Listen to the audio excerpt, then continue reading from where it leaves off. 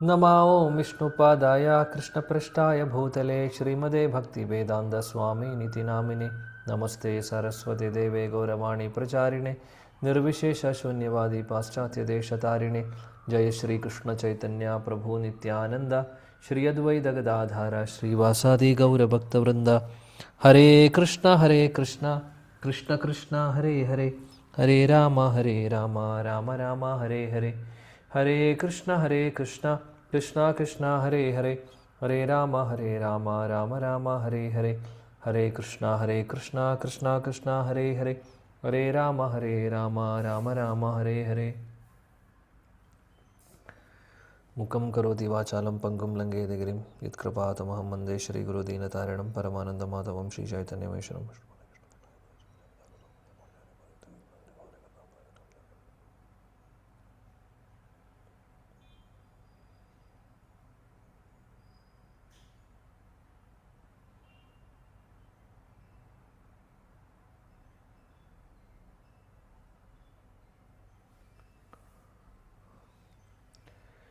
ഹരേ കൃഷ്ണ. പ്രിയപ്പെട്ട എല്ലാ ഭക്തർക്കും എൻ്റെ വിനീതമായ പ്രണാമം. ഭഗവാന്റെ കൃപ കൊണ്ട് നമ്മൾ ശില പ്രഭുപാദിൻ്റെ കൃപ കൊണ്ടും ശ്രീ ചൈതന്യ മഹാപ്രഭുവിൻ്റെ അത്ഭുതകരമായിട്ടുള്ള ഓം നമോ മഹാവദന്യായ കൃഷ്ണപ്രേമപ്രദായതേ മഹാവദന്യായ മഹാപ്രഭുവിൻ്റെയും നിത്യാനന്ദ പ്രഭുവിൻ്റെയും മഹാകൃപ കൊണ്ട് നമ്മൾ ശ്രീമദ് ഭാഗവതം പഠിച്ചു പോകുന്നു മുന്നോട്ട്. ഇന്നലെ ശ്ലോകം നമ്പർ എവിടെ വരെയാണ് പഠിച്ചത്? ആർക്കാണ് ഓർമ്മയുള്ളത്? ഹരേ കൃഷ്ണ പ്രഭു അഞ്ചാമത്തെ ശ്ലോകം വരെ പഠിച്ചു. ശ്ലോകം 5 വരെ പഠിച്ചു. ഓക്കെ, 6ാമത്തെ ശ്ലോകം മുതൽ നമ്മൾ ഇനി പഠിക്കാൻ പോകുന്നു. അപ്പോൾ ശുകദേവ് ഗോസ്വാമിയെക്കുറിച്ച് ഉള്ള ചോദ്യങ്ങളാണ് നമ്മൾ കാണുന്നത്. ശൗനക ഋഷി പ്രത്യേകിച്ചും ശൗനക ഋഷി എഴുന്നേറ്റ് നിന്ന് സൂത ഗോസ്വാമിയെ കൺഗ്രാജുലേറ്റ് ചെയ്യുന്നു, അനുമോദിക്കുന്നു. അതിനുശേഷം ശൗനക ഋഷി സൂത ഗോസ്വാമിയെ സ്തുതിക്കുന്നു. ശ്രീമദ് ഭാഗവതത്തിൻ്റെ ആ ഒരു ചരിത്രം അല്ലെങ്കിൽ ഹിസ്റ്ററിയെക്കുറിച്ച് ചോദിക്കുന്നു. തുടർച്ചയായി പിന്നീട് ചോദ്യങ്ങളാണ്. ശുകദേവ് ഗോസ്വാമിയെക്കുറിച്ചാണ് ആദ്യത്തെ ചോദ്യങ്ങൾ 4 മുതൽ 8ാമത്തെ ശ്ലോകം വരെ. ഓക്കെ, ഇപ്പോൾ നമ്മൾ ഇന്ന് 6ാമത്തെ ശ്ലോകമാണ് ഇന്ന് പഠിക്കുന്നത്. ഒരു 3 ശ്ലോകം കൂടെ ശുകദേവ് ഗോസ്വാമിയെക്കുറിച്ചുള്ളതാണ്. അതിനുശേഷം പിന്നീട് പരീക്ഷിത് മഹാരാജാവിനെ കുറിച്ചുള്ള ചോദ്യങ്ങളാണ് അവർ ശൗനക ഋഷി ചോദിക്കുന്നത്. നോക്കാം. ശ്ലോകം നമ്പർ 6. കഥം ആലക്ഷിത പൗരേ സംപ്രാപ്ത കുരുജാംഗലാൻ ഉന്മത്ത മൂക ജഡവത് വിചരൻ ഗജസാഹ്വയേ. ഓക്കെ, വിദ്യാ ഗിരീഷ് മാതാജി ഉണ്ടോ? ഹരേ കൃഷ്ണ പ്രഭുജി.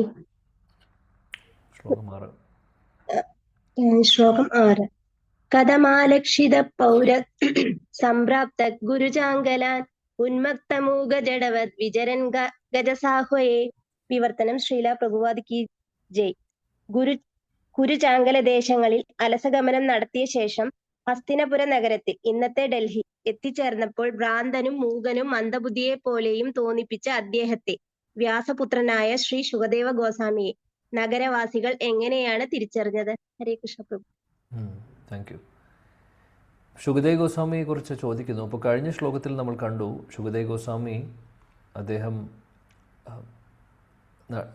ഗർഭപാത്രത്തിൽ ഏകദേശം 16 വർഷത്തോളം ഉണ്ടായിരുന്നു, അമ്മയുടെ ഗർഭപാത്രത്തിൽ. അതിനുശേഷം അദ്ദേഹം പുറത്തു വരുന്നു.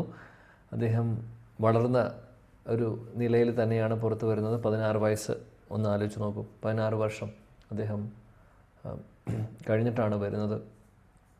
അപ്പോൾ അദ്ദേഹം ശരീരമെല്ലാം വളർന്നിരുന്നു. അങ്ങനെ അദ്ദേഹം നടന്നു പോകുന്നു. വസ്ത്രമൊന്നും ധരിച്ചിട്ടില്ല. അപ്പോൾ അവിടെ കുറച്ച് സ്ത്രീകൾ കുളിക്കുന്നുണ്ടായിരുന്നു നദിയിൽ. അവർ നാണം മറയ്ക്കുന്നില്ല ശുകദേവ് ഗോസ്വാമിയെ കണ്ടപ്പോൾ. മറിച്ച് അതിനുശേഷം ശ്രീല വ്യാസദേവൻ മകനെ അന്വേഷിച്ച് മകനെ വിളിച്ചുകൊണ്ട് പുറകിൽ വരുന്നു. അപ്പോൾ വ്യാസദേവനെ കണ്ട സമയത്ത് അവരെല്ലാവരും വസ്ത്രം അല്ലെങ്കിൽ നാണം മറയ്ക്കുന്നു. അപ്പോൾ ഇത് കണ്ടപ്പോൾ വ്യാസദേവൻ അവരോട് ചോദിക്കുന്നു, എന്തുകൊണ്ടാണ് ഇങ്ങനെ ചെയ്തത് എന്നുള്ളത് കാര്യം മകൻ പോയപ്പോൾ പ്രായപൂർത്തിയായിട്ടുള്ള മകൻ പോകുമ്പോൾ അവർ ചെയ്യാത്തത് വ്യാസദേവൻ വന്നപ്പോൾ എന്തുകൊണ്ടാണ് അങ്ങനെ സംഭവിച്ചത് എന്ന് ചോദിച്ചപ്പോൾ വളരെ ക്ലിയറായിട്ട് അതിന് ഉത്തരം നമ്മൾ ഇന്നലെ കണ്ടു. അതീന്ദ്രിയാവസ്ഥയിലാണ്, പൂർണ്ണമായിട്ടും അതീന്ദ്രിയാവസ്ഥയിലാണ് ശില ശുഗദേവ് ഗോസ്വാമി. അദ്ദേഹം ആത്മാവിനെയും പരമാത്മാവിനെയും മാത്രമേ കാണുന്നുള്ളൂ, ശരീരം കാണുന്നില്ല, സ്ത്രീയും പുരുഷനും എന്നുള്ള വേർതിരിവ് അദ്ദേഹത്തിന് അറിയില്ല. എന്നാൽ വ്യാസദേവന് ആ വേർതിരിവ് അറിയാം. കാര്യം അദ്ദേഹം അതീന്ദ്രിയ അവസ്ഥയിലാണെങ്കിൽ പോലും അദ്ദേഹം ഗൃഹസ്ഥാശ്രമത്തിലായതുകൊണ്ട്. അപ്പോൾ ഇതാണ് നമ്മൾ ഇന്നലെ ചർച്ച ചെയ്തത്. അതിനുശേഷം ഇവിടെ ശൗനക ഋഷി ചോദിക്കുന്നു, ശുഗദേവ് ഗോസ്വാമി അദ്ദേഹം അങ്ങനെ നടന്നു പോവുകയാണ് ചെയ്യുന്നത്. നടന്നു പോയി അദ്ദേഹം ഹസ്തിനാപുരത്തിൽ എത്തുന്നു. ഹസ്തിനാപുരത്തിലെത്തി, ഹസ്തിനാപുരം എന്ന് പറഞ്ഞു കഴിഞ്ഞാൽ ഇവിടെ ഇന്നത്തെ ഡൽഹി എന്ന് പറയുന്ന സ്ഥലം ഹസ്തിനാപുരത്തിലായിരുന്നു യുധിഷ്ഠിര മഹാരാജാവ്, അല്ലെങ്കിൽ അവരുടെ രാജ്യം, അല്ലെങ്കിൽ അതിൻ്റെ ക്യാപിറ്റൽ അവിടെയായിരുന്നു. ലോകം മുഴുവനും ഭരിക്കുന്നുണ്ടായിരുന്നു യുധിഷ്ഠിര മഹാരാജാവും പിന്നീട് പരീക്ഷിത്ത് മഹാരാജാവും. എന്നാൽ ക്യാപിറ്റൽ ഡൽഹി ഭാഗത്ത് ഹസ്തിനാപുരം എന്ന് പറയുന്ന ആ ഭാഗം തന്നെയാണ്. എന്നാൽ ഇന്ത്യയുടെ ക്യാപിറ്റൽ മാത്രമല്ല, ലോകം മുഴുവനും ഭരിച്ചിരുന്നുവെന്ന്. അങ്ങനെ അദ്ദേഹം കുരു അല്ലെങ്കിൽ ജാങ്കള എന്ന് പറയുന്ന സ്ഥലങ്ങളിലൂടെയൊക്കെ കടന്നുപോയി, ഒരുപാട് വനങ്ങളിലൂടെയൊക്കെ കടന്നുപോയി അദ്ദേഹം അങ്ങനെ അവിടെ ഹസ്തിനാപുരത്തിൽ എത്തുന്നു.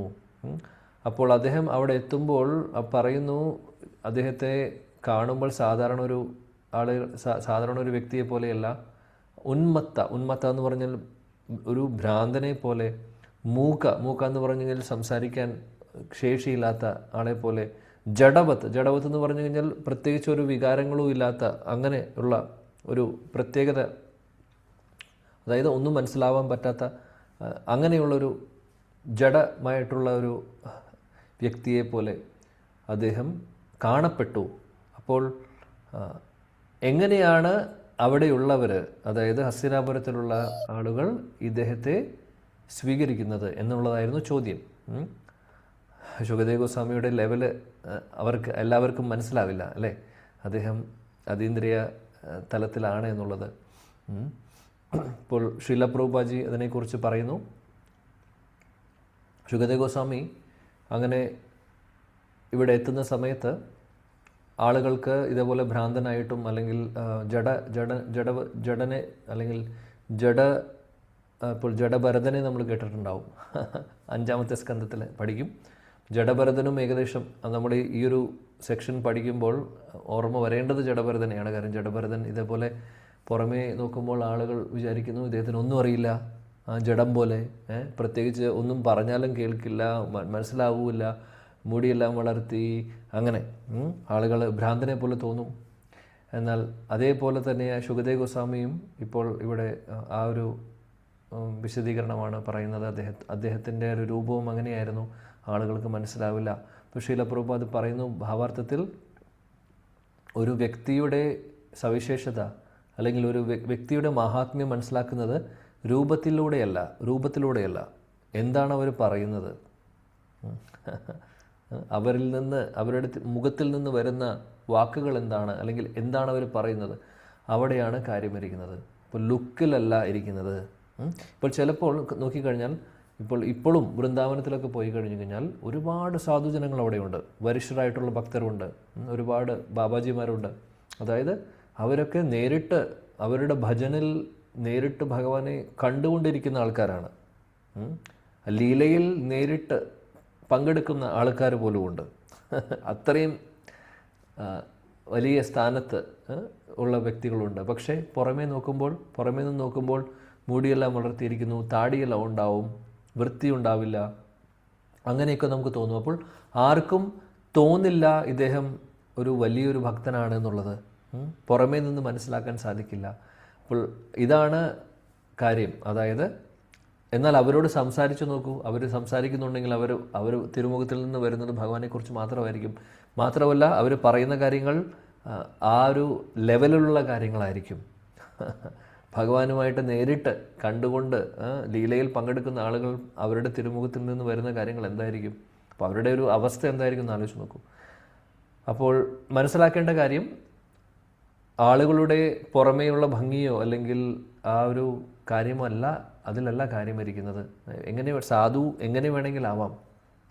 എന്താണോ അവർ പറയുന്നത്, അവരുടെ തിരുമുഖത്തിൽ നിന്ന് വരുന്ന വാക്കുകളിലൂടെ നമുക്ക് മനസ്സിലാക്കാൻ സാധിക്കും അവർ ഭക്തിയിൽ എവിടെയാണെന്നുള്ളത്. അപ്പോൾ പുറമേയുള്ള ഒരു ഡ്രസ്സോ അല്ലെങ്കിൽ ഐഡൻറ്റിഫിക്കേഷൻ ആക്ച്വലി ഒരു വ്യക്തിയെ മനസ്സിലാക്കാൻ സാധിക്കില്ല. ഇനി നമ്മുടെ കാര്യം, നോർമലായിട്ടുള്ള കാര്യം തന്നെ നോക്കിക്കഴിഞ്ഞാൽ കേട്ടിട്ടുണ്ടാവും, നമ്മൾ പറയാറുമുണ്ട്, അല്ലെങ്കിൽ സാധാരണ നാട്ടുവർത്താനം പറയുമ്പോൾ പറയുന്നതാണ്, അതായത് കാണാനുള്ള ലുക്കേ ഉള്ളൂ പക്ഷേ ആള് പോരാ എന്നുള്ളത്. അല്ലെങ്കിൽ നേരെ തിരിച്ചും, കാണാൻ ലുക്കില്ലെങ്കിലും കുഴപ്പമില്ല, ആള് സംഭവമാണെന്ന് പറയും അല്ലേ. അപ്പോൾ ഈ ഒരു കാര്യം ആക്ച്വലി നമ്മളെ സംബന്ധിച്ച് പുറമേയുള്ള കാര്യങ്ങളായിട്ട് നമുക്ക് ഒരു ബന്ധമില്ല. നമ്മൾ പറയുന്നത്, നമ്മൾ ഭക്തിയെക്കുറിച്ച് മാത്രം, ഭക്തരെക്കുറിച്ചാണ് പറയുന്നത്. അപ്പോൾ പുറമേയുള്ള മുടി വളർത്തുന്നതോ അല്ലെങ്കിൽ കുളിക്കുന്നില്ല എന്ന് തോന്നുന്നു, വൃത്തിയില്ലാത്ത വേഷം ധരിക്കുന്നതോ, ഇതെല്ലാം ഒരു ക്രൈറ്റീരിയ അല്ല ശരിക്കും. അപ്പോൾ ആ വ്യക്തിയുടെ ഉള്ളിൽ ഭഗവാനോടുള്ള സ്നേഹവും എത്രമാത്രം അദ്ദേഹം ഭഗവാനുമായിട്ട് അടുത്തിരിക്കുന്നു, അതിലാണ് കാര്യമിരിക്കുന്നത്. അതെങ്ങനെ മനസ്സിലാവുമെന്ന് പറഞ്ഞാൽ അവർ സംസാരിക്കുന്ന സമയത്ത് മനസ്സിലാവും. കാര്യം ഭഗവാനെക്കുറിച്ചല്ലാതെ അവർക്കൊന്നും പറയാനില്ല. ബാക്കിയെല്ലാം അവരെ സംബന്ധിച്ച് ഗ്രാമ്യ വാർത്തകളാണ്. എന്നാൽ ഭഗവാനെക്കുറിച്ചുള്ള കാര്യങ്ങൾ മാത്രമേ അവർ പറയുകയുള്ളൂ. മാത്രമല്ല, പറയുന്ന കാര്യങ്ങളുടെ ആ ഒരു പൊരുളും അല്ലെങ്കിൽ പറയുന്ന കാര്യങ്ങളുടെ ആ ഒരു ഡെപ്തും കേൾക്കുമ്പോൾ നമുക്ക് മനസ്സിലാവും എന്താണ് അവരുടെ അവസ്ഥ എന്നുള്ളത്. വൈഷ്ണവേര ക്രിയമുദ്ര വിജ്ഞായേ ന ഭുജായ. ചൈതന്യ ചരിതാമൃതത്തിൽ പറയുന്നു, ആചാര്യന്മാർ പറയുന്നു, വൈഷ്ണവരുടെ ക്രിയ എന്ന് പറഞ്ഞു കഴിഞ്ഞാൽ അവരുടെ പ്രവൃത്തികൾ, അവരെ പുറമേ നിന്ന് കാണുന്നത് മാത്രമല്ല, ഇവൺ അവരുടെ പ്രവൃത്തികളും. ചില സമയത്ത് നമ്മൾ വിചാരിക്കും, എന്തുകൊണ്ട് ഇവരിങ്ങനെ ചെയ്യുന്നു, ഒന്നും ഫോളോ ചെയ്യുന്നില്ല. ചിലപ്പോൾ കുളിക്കാതെ തന്നെ ഭക്ഷണം കഴിക്കുന്നു, അല്ലെങ്കിൽ മധുകരി കിട്ടിക്കഴിഞ്ഞ് കഴിക്കുന്നു, അങ്ങനെ എന്തെങ്കിലും കാണുമ്പോൾ നമ്മൾ വിചാരിക്കും, ഉടനെ തന്നെ നമ്മൾ കമ്പയർ ചെയ്യും. അപ്പോൾ തന്നെ നമ്മൾ വിലയിരുത്തും, ഇവർ ഇങ്ങനെയാണ് ചെയ്യുന്നത്, വൃത്തിയില്ല, അല്ലെങ്കിൽ എന്തെങ്കിലും ചെയ്യുന്നു. അപ്പോൾ നമുക്കറിയില്ല അവരുടെ ലെവൽ എന്താണെന്നുള്ളത്. വൈഷ്ണവർ, നമ്മൾ പറയുന്ന വരിഷ്ഠരായിട്ടുള്ള വൈഷ്ണവരെ കുറിച്ചാണ്. അങ്ങനെയുള്ളവരുടെ അവരുടെ ക്രിയ എന്ന് പറഞ്ഞാൽ അവർ ചെയ്യുന്ന കാര്യങ്ങൾ പോലും നമുക്ക് തിരിച്ചറിയാൻ സാധിക്കില്ല. ചിലപ്പോൾ നമ്മുടെ ദൃഷ്ടിയിൽ അത് നേരെ തെറ്റായിട്ടുള്ളൊരു കാര്യമായിട്ടായിരിക്കും നമുക്ക് തോന്നുന്നത്. പക്ഷേ അവർ ഏത് ബോധത്തിലാണോ അത് ചെയ്യുന്നത് എന്നുള്ളത് നമുക്കറിയില്ല.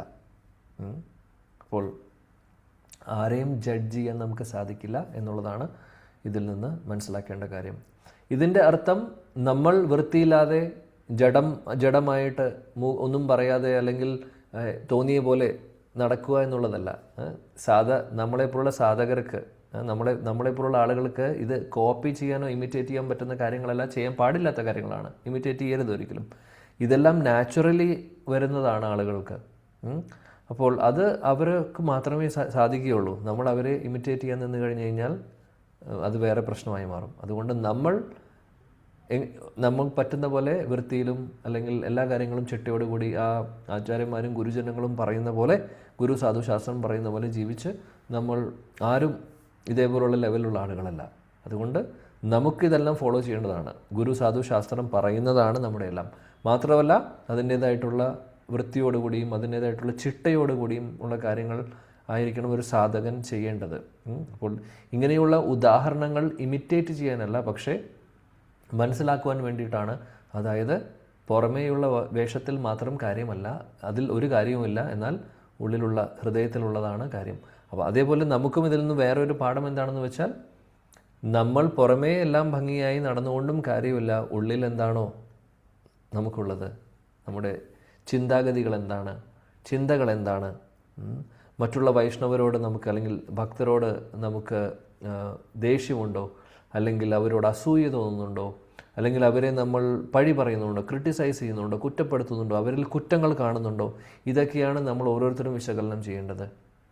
ഇങ്ങനെയുള്ള കാര്യങ്ങൾ ഹെൽത്തി അല്ല, ഭക്തർക്ക് പാടില്ല, ഒരിക്കലും പാടില്ല.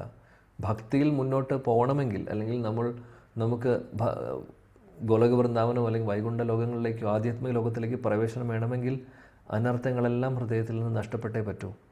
അതിൽ ഏറ്റവും അപകടം പിടിച്ചതാണ് അസൂയ എന്ന് പറയുന്നത്. മറ്റുള്ളവരെക്കാൾ ബെറ്ററാണ് ഞാൻ എന്നുള്ള തോന്നൽ. അപ്പോൾ ഇതെല്ലാം അനർത്ഥങ്ങളാണ്. അപ്പോൾ ഇങ്ങനെയുള്ള സ്വഭാവങ്ങളൊക്കെ നമ്മൾ മാറ്റണം. അപ്പോൾ പുറമേ നമ്മൾ വേഷം കെട്ടിക്കൊണ്ട് മാത്രം നടക്കുന്നില്ല, കാര്യം നടക്കില്ല.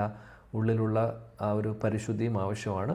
അപ്പോൾ ഇതെങ്ങനെ സാധിക്കും? ഇപ്പോൾ നമ്മൾ പുറമേയും വേഷം അതായത് ഒരു വൈഷ്ണവൻ വൃത്തിയായിട്ട് നടക്കണം എന്നുള്ളത് തന്നെയാണ് പ്രഭുപാദും നമ്മുടെ ആചാര്യന്മാരും പറഞ്ഞിട്ടുള്ളത്. അതേപോലെ തന്നെ നമ്മൾ ഫോളോ ചെയ്യുക. കൂട്ടത്തിൽ നമ്മുടെ ഹൃദയം പരിശുദ്ധമാക്കാൻ വേണ്ടി, ശുദ്ധീകരിക്കാൻ വേണ്ടി, മനസ്സിനെയെല്ലാം ഹൃദയത്തെയും ശുദ്ധീകരിക്കാൻ വേണ്ടി നമ്മൾ നാമജപവും ഭാഗവതം പഠിക്കലും അല്ലെങ്കിൽ സത്സംഗത്തിലിരിക്കുകയും ഇപ്പോൾ നമ്മൾ ചെയ്യുന്ന കാര്യങ്ങളൊക്കെ ഇതെല്ലാം ചെയ്ത് പതുക്കെ ഗ്രാജ്വലി നമ്മുടെ പ്യൂരിഫിക്കേഷൻ നടക്കുന്നു. അതുവരെ ബുദ്ധിമുട്ടാണ്, അല്ലെങ്കിൽ നമുക്കൊന്നും മനസ്സിലാവില്ല, ഒന്നും മനസ്സിലാക്കാൻ സാധിക്കില്ല. അപ്പോൾ ഗ്രാജ്വലി ഇതിൽ നിന്ന് പുറത്ത് വരേണ്ടത് വളരെ അത്യാവശ്യമാണ്. അപ്പോൾ നമ്മൾ നാമത്തെ ആശ്രയിക്കുക, ഭാഗവതത്തെ ആശ്രയിക്കുക, സാധുസംഘം അതായത് ഭക്തരുമായിട്ടുള്ള സത്സംഗത്തിലാണ് നമുക്കിതെല്ലാം ഈ ഒരു ക്വാളിറ്റീസ് എല്ലാം പതുക്കെ നേടാൻ സാധിക്കുന്നത്. ഓക്കെ, അപ്പോൾ ഇത്രയും പറഞ്ഞു. ഇനി 7ാമത്തെ ശ്ലോകത്തിൽ എന്താണ് പറയുന്നത് നോക്കാം. ശുകദേവ് ഗോസ്വാമി പരീക്ഷിത് മഹാരാജും തമ്മിൽ കൂടിക്കാഴ്ച എവിടെയാണെന്നുള്ളത്. ഓക്കെ. കഥം വാ പാണ്ഡവേ യസ്യ രാജർഷേർമുനിനാ സഹ സംവാദ സമഭൂത്താത യത്രൈഷാ സാത്വതി ശ്രുതിഃ. സന്ധ്യ മോഹൻ മാതാജി ഉണ്ടോ?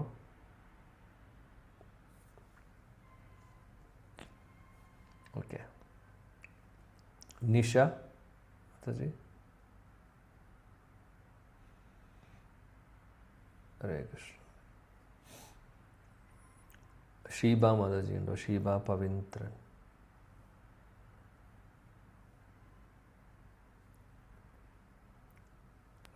ഹരേ കൃഷ്ണ. ഹരേ കൃഷ്ണ പ്രഭു. ശ്ലോകം 7. ഓം നമോ ഭഗവതേ വാസുദേവായ. ശ്ലോകം 7. കഥം വാ പാണ്ഡവേയസ്യ രാജർഷേർമുനിനാ സഹ സംവാദ സമഭൂതാദ യത്രൈഷാ സാത്വതി ശ്രുതി. വിവർത്തനം. മഹാരാജാവ് പരീക്ഷിത് ഈ ശ്രേഷ്ഠ സാധുവിനെ കണ്ടുമുട്ടിയതും അങ്ങനെ ശ്രേഷ്ഠമായ ഈ അതീന്ദ്രിയ വേദസാരം അതായത് ഭാഗവതം പരീക്ഷിത്തിനോട് അദ്ദേഹം സംവദിക്കുക സാധ്യമായതും എങ്ങനെയാണ് സംഭവിച്ചത്? ഹരേ കൃഷ്ണ. ഇവിടെ ചോദിക്കുന്നത് പരീക്ഷിത്ത് മഹാരാജാവിനെ ശുകദേവ് ഗോസ്വാമി എങ്ങനെ കണ്ടുമുട്ടി, അതിനുശേഷം ഈ ഭാഗവതം എങ്ങനെയാണ് വന്നത്, അല്ലെങ്കിൽ ഭാഗവതം പറഞ്ഞു തുടങ്ങുന്നത് ശുകദേവ് ഗോസ്വാമി പരീക്ഷിത്ത് മഹാരാജാവിനോട് ഇതെങ്ങനെ സംഭവിച്ചു, അവർ തമ്മിലുള്ള കൂടിക്കാഴ്ച, അതിനുശേഷം എന്ത് സംഭവിച്ചു എന്നുള്ള ചോദ്യങ്ങളാണ് ഇവിടെ ചോദിക്കുന്നത്. ശ്ലോകം 8. സാഗോ ദോഹന മാത്രം ഹി ഗൃഹേഷു ഗൃഹമേധിനാം അവേക്ഷതേ മഹാഭാഗസ് തീർത്ഥീകൂർവം സദാശ്രമം. കലാമാതാജി, കലാദേവി.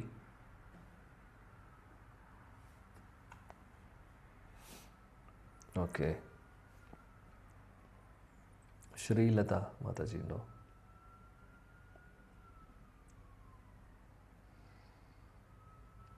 റൈറ്റ്. വസന്ത മാതാജി, വസന്ത രാജ്മോഹൻ. നമോ ഭഗവതേ വാസുദേവായ. ശ്ലോകം 8. സഗോദോഹനമാത്രം ഹി ഗൃഹേഷു ഗൃഹമേധിനാം അവേക്ഷതേ മഹാഭാഗ സ്ഥിരീകൂർവസ്തദാശ്രമം.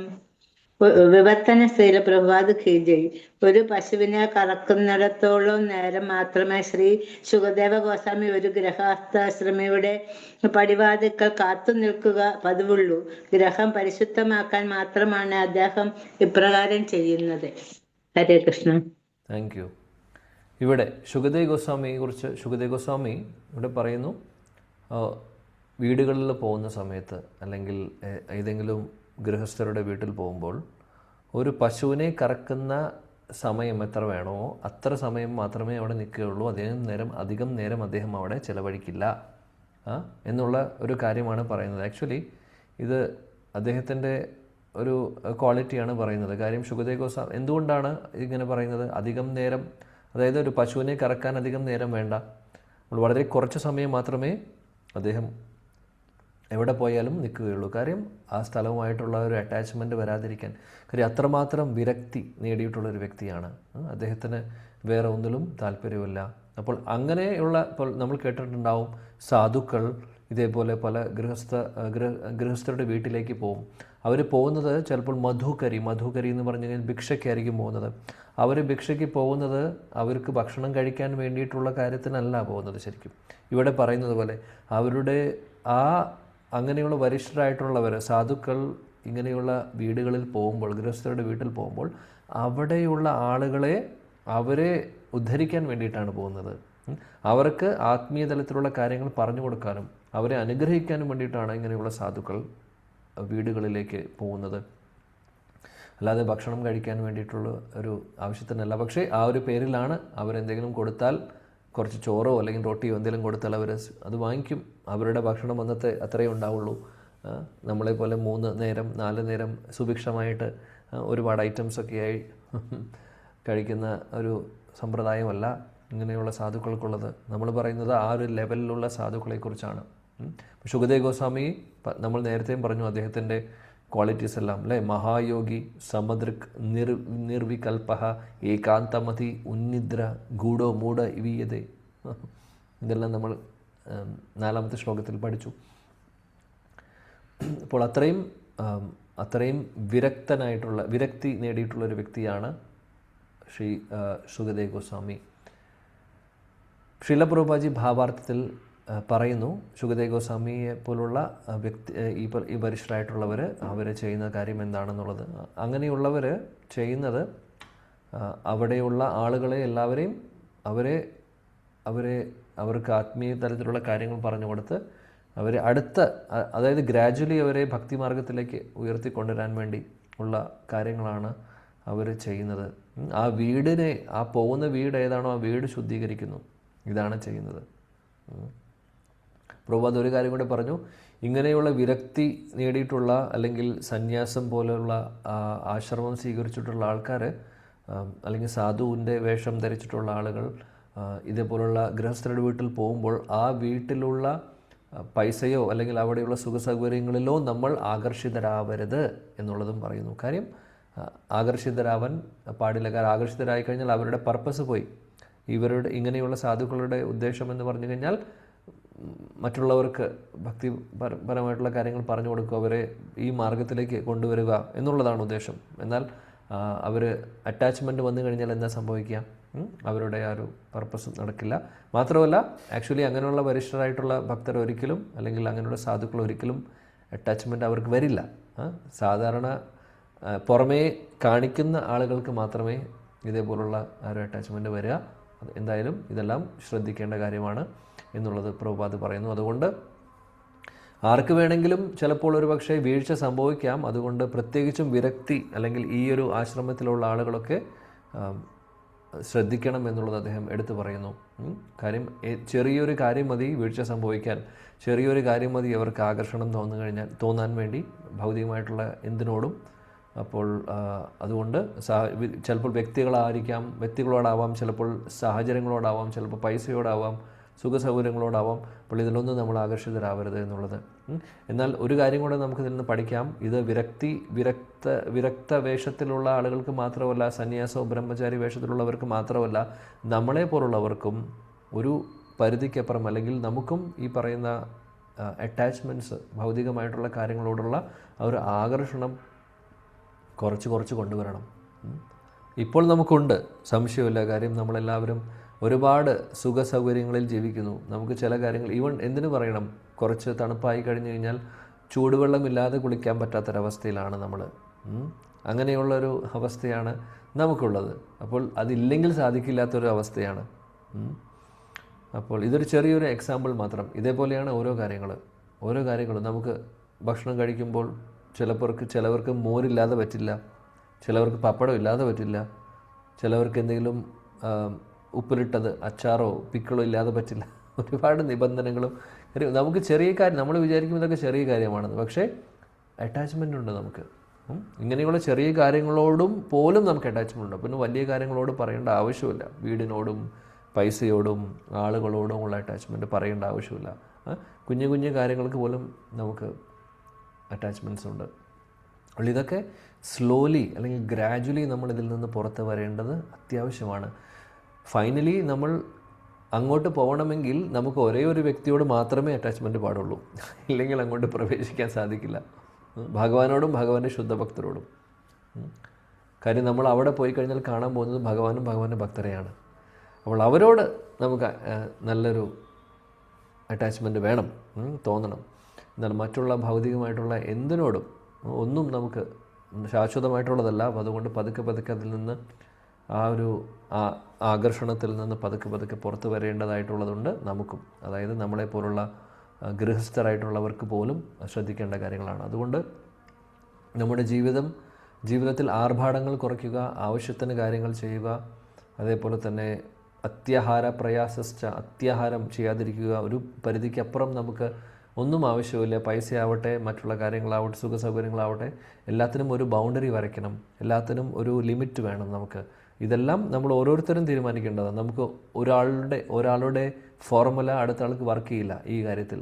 എത്ര പൈസ വേണം, അല്ലെങ്കിൽ ജീവിക്കാനുള്ള കാര്യങ്ങളും ഇതൊക്കെ നമ്മൾ ഓരോരുത്തരും സ്വന്തമായിട്ട് നോക്കി, നമ്മുടെ ജീവിതം നോക്കിക്കൊണ്ട് എന്തൊക്കെ ചേഞ്ചസ് ആണ് വരുത്തേണ്ടത്, അല്ലെങ്കിൽ എന്തൊക്കെയാണ് എവിടേക്കാണ് നമുക്ക് ലിമിറ്റ് ചെയ്യേണ്ടത് എന്നുള്ളത് നമ്മൾ ഓരോരുത്തരും ചെയ്ത് നോക്കേണ്ട കാര്യമാണ്. അങ്ങനെ നമുക്കും ഒരു ബൗണ്ടറി വേണം എല്ലാത്തിനും. ഇല്ലെങ്കിൽ എളുപ്പമല്ല. ഒരു സുപ്രഭാതത്തിൽ ഇതെല്ലാം ഉപേക്ഷിച്ച് ഭഗവാന്റെ അടുത്തേക്ക് പോകാൻ സാധിക്കുമെന്ന് നമ്മൾ എളുപ്പത്തിൽ വിചാരിക്കേണ്ട. അങ്ങനെ സാധിക്കില്ല. കാര്യം പതുക്കെ പതുക്കെ നമ്മൾ ഇതിൽ നിന്ന് പുറത്ത് വന്ന് ഭഗവാനോടുള്ള ആകർഷണം മാത്രമായി മാറണം ഒരു ദിവസം. അതിന് നമ്മുടെ ഭാഗത്തുനിന്ന് ഒരുപാട് ശ്രമവും ആവശ്യമാണ്. അപ്പോൾ ഓട്ടോമാറ്റിക്കലി ഭഗവാനുമായിട്ട് കൂടുതൽ അടുക്കാൻ വേണ്ടി നമ്മൾ ശ്രമിക്കുമ്പോൾ നാമജപത്തിലൂടെയും അതേപോലെ ഭാഗവത പഠനത്തിലൂടെയും നമ്മൾ ചെയ്യുന്ന കാര്യങ്ങളൊക്കെ, സത്സംഗമൊക്കെ നമ്മളെ സഹായിക്കും തീർച്ചയായിട്ടും. കാര്യം കൂടുതൽ ഭഗവാനുമായിട്ട് അടുക്കുമ്പോൾ ഭൗതിക തലത്തിലുള്ള കാര്യങ്ങളോടുള്ള ആകർഷണം കുറഞ്ഞു വരും, സംശയമില്ല. കുറയുന്നുണ്ടാവും നമ്മുടെ ജീവിതത്തിൽ, അതും സംശയമില്ല. നല്ല രീതിയിൽ കുറഞ്ഞിട്ടുണ്ടാവും നമ്മൾ പണ്ടത്തെ അവസ്ഥയെ നോക്കിക്കഴിഞ്ഞാൽ. എന്നാലും ഇപ്പോഴും സൂക്ഷ്മമായിട്ടുള്ള പല അറ്റാച്ച്മെൻറ്റ്സും ഉണ്ടാവും. അത് നമുക്ക് അറിയ പോലുമില്ല. സൂക്ഷ്മമായിട്ടുള്ള അറ്റാച്ച്മെൻറ്റ്സ് ഉണ്ട്. അപ്പോൾ അതും നമ്മൾ ഒരു ദിവസം അതിൽ നിന്നും പുറത്ത് വരേണ്ടതായിട്ടുള്ളത് അത്യാവശ്യമുണ്ട്.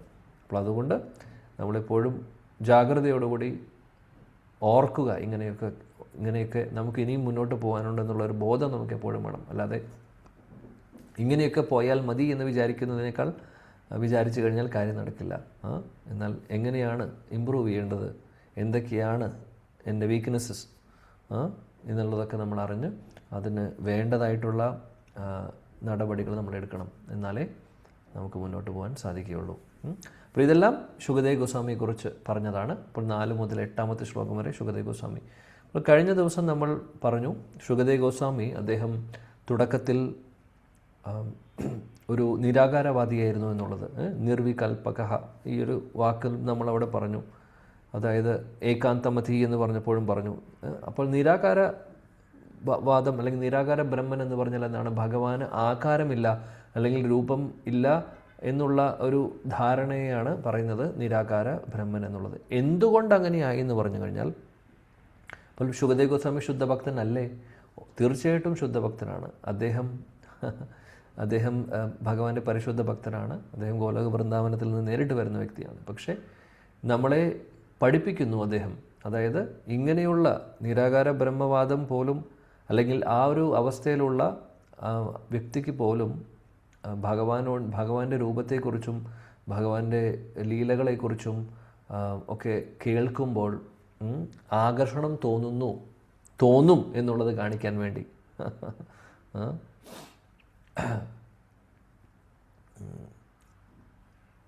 അപ്പോൾ ഇത് ചൈതന്യ ചരിതാമൃതത്തിൽ നമ്മൾ കാണുന്നുണ്ട്. ശ്രീ സർവഭൗമ ഭട്ടാചാര്യ അദ്ദേഹം ഇതേപോലെ നിരാകാര ബ്രഹ്മവാദം ഫോളോ ചെയ്യുന്ന ഒരു വ്യക്തിയായിരുന്നു. മഹാപ്രഭുവിൻ്റെ ഒരു അസോസിയേഷനിലൂടെ അദ്ദേഹം കംപ്ലീറ്റ് ആയിട്ട് മാറുന്നു, പരിശുദ്ധ ഭക്തനായി മാറുന്നു. അപ്പോൾ ഇവരൊക്കെ ഈ ശുകദേവ് ഗോസ്വാമിയുടെ ആണെങ്കിലും സർവഭൗമ ഭട്ടാചാര്യ ആണെങ്കിലും ഇവരൊക്കെ എക്സാമ്പിൾസാണ് നമുക്ക്. അതായത് ഇങ്ങനെയുള്ള ആളുകൾക്ക് പോലും, മുക്താത്മാക്കൾക്ക്, ഇവരൊക്കെ ഏകദേശം അവരുടെ ലെവലൊക്കെ അവർ നിരാകാര ബ്രഹ്മനെ വിശ്വസിക്കുന്ന, അല്ലെങ്കിൽ നിരാകാര ബ്രഹ്മം എന്ന് പറഞ്ഞാൽ രൂപമില്ല, ബ്രഹ്മജ്യോതിയാണ് എല്ലാം, അവിടെ പോയി ലയിക്കുക എന്നുള്ളൊരു ഭാവമാണ് നിരാകാര ബ്രഹ്മൻ എന്ന് പറഞ്ഞാൽ. അതിനപ്പുറത്ത് ഭഗവാന്റെ രൂപവും ഭഗവാന്റെ ലീലകളും ഭഗവാന്റെ ധാമവും ഒക്കെ അവർ മനസ്സിലാക്കിയിട്ടില്ല, അത്രയേ ഉള്ളൂ. അപ്പോൾ അവരുടെ ഒരു അറിവ് എന്ന് പറഞ്ഞു കഴിഞ്ഞാൽ ഒരു ഇൻകംപ്ലീറ്റ് ആയിട്ടുള്ള ഒരു അവസ്ഥയാണ്. എന്നാൽ തെറ്റാണോ ചോദിച്ചു കഴിഞ്ഞാൽ ബ്രഹ്മവാദം ബ്രഹ്മൻ എന്ന് പറഞ്ഞാൽ ഭഗവാന്റെ ശരീരത്തിൽ നിന്ന് വരുന്ന ആ ജ്യോതിയാണ് ബ്രഹ്മജ്യോതി. അപ്പോൾ അത് തെറ്റല്ല. പക്ഷേ അത്രയേ ഉള്ളൂ എന്ന് വിചാരിക്കുന്നത്, ഇതിനപ്പുറത്തൊന്നുമില്ല എന്ന് വിചാരിക്കുന്നത്, എല്ലാം ബ്രഹ്മനാണെന്ന് വിചാരിക്കുന്നത് തെറ്റാണ്. അതല്ലെങ്കിൽ തെറ്റെന്ന് ഉദ്ദേശിക്കുന്നത് പൂർണ്ണമായിട്ടുള്ള ജ്ഞാനമല്ല എന്നുള്ളതാണ് നമ്മളതിൽ നിന്ന് മനസ്സിലാക്കേണ്ടത്. അപ്പോൾ ശുകദേവ് ഗോസ്വാമിയുടെ ഉദാഹരണവും അതേ നമ്മളെ പഠിപ്പിക്കുന്നു. അതായത് അങ്ങനെയുള്ള ശുകദേവ് ഗോസ്വാമിയൊക്കെ നിരാകാര ബ്രഹ്മൻ, അദ്ദേഹം അതായിരുന്നു, അല്ലെങ്കിൽ ആ ഒരു കോൺഷ്യസ്നസ് ആയിരുന്നു അദ്ദേഹത്തിൻ്റെ തുടക്കത്തിൽ എന്നുണ്ടെങ്കിലും അദ്ദേഹത്തിൻ്റെ ലെവൽ നേരത്തെ പറഞ്ഞു നമ്മൾ, സ്ത്രീകളുടെ മുന്നിലൂടെ പോകുമ്പോൾ അദ്ദേഹം തിരിച്ചറിയുന്ന പോലുമില്ല. വിദ്യാവിനയ സമ്പന്ന ബ്രാഹ്മണിക വിഹസ്തിനി. അപ്പോൾ അദ്ദേഹത്തിൻ്റെ ലെവൽ എന്തായിരിക്കും? അദ്ദേഹം ഏകാന്തമതി അല്ലെങ്കിൽ നിർവികൽപക ഒക്കെയാണെന്ന് നമ്മൾ പറഞ്ഞു. പക്ഷെ എന്നാലും അദ്ദേഹത്തിൻ്റെ ഒരു ലെവൽ നോക്കൂ. നമ്മളൊക്കെ എവിടെയാണ്? നമുക്കങ്ങനെ ആരെങ്കിലും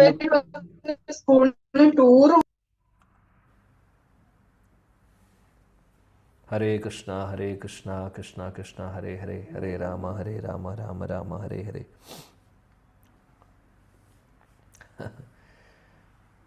മൈക്ക് എല്ലാവരും ക്ലോസ് ചെയ്ത് വെച്ചാൽ നല്ലതാണ്.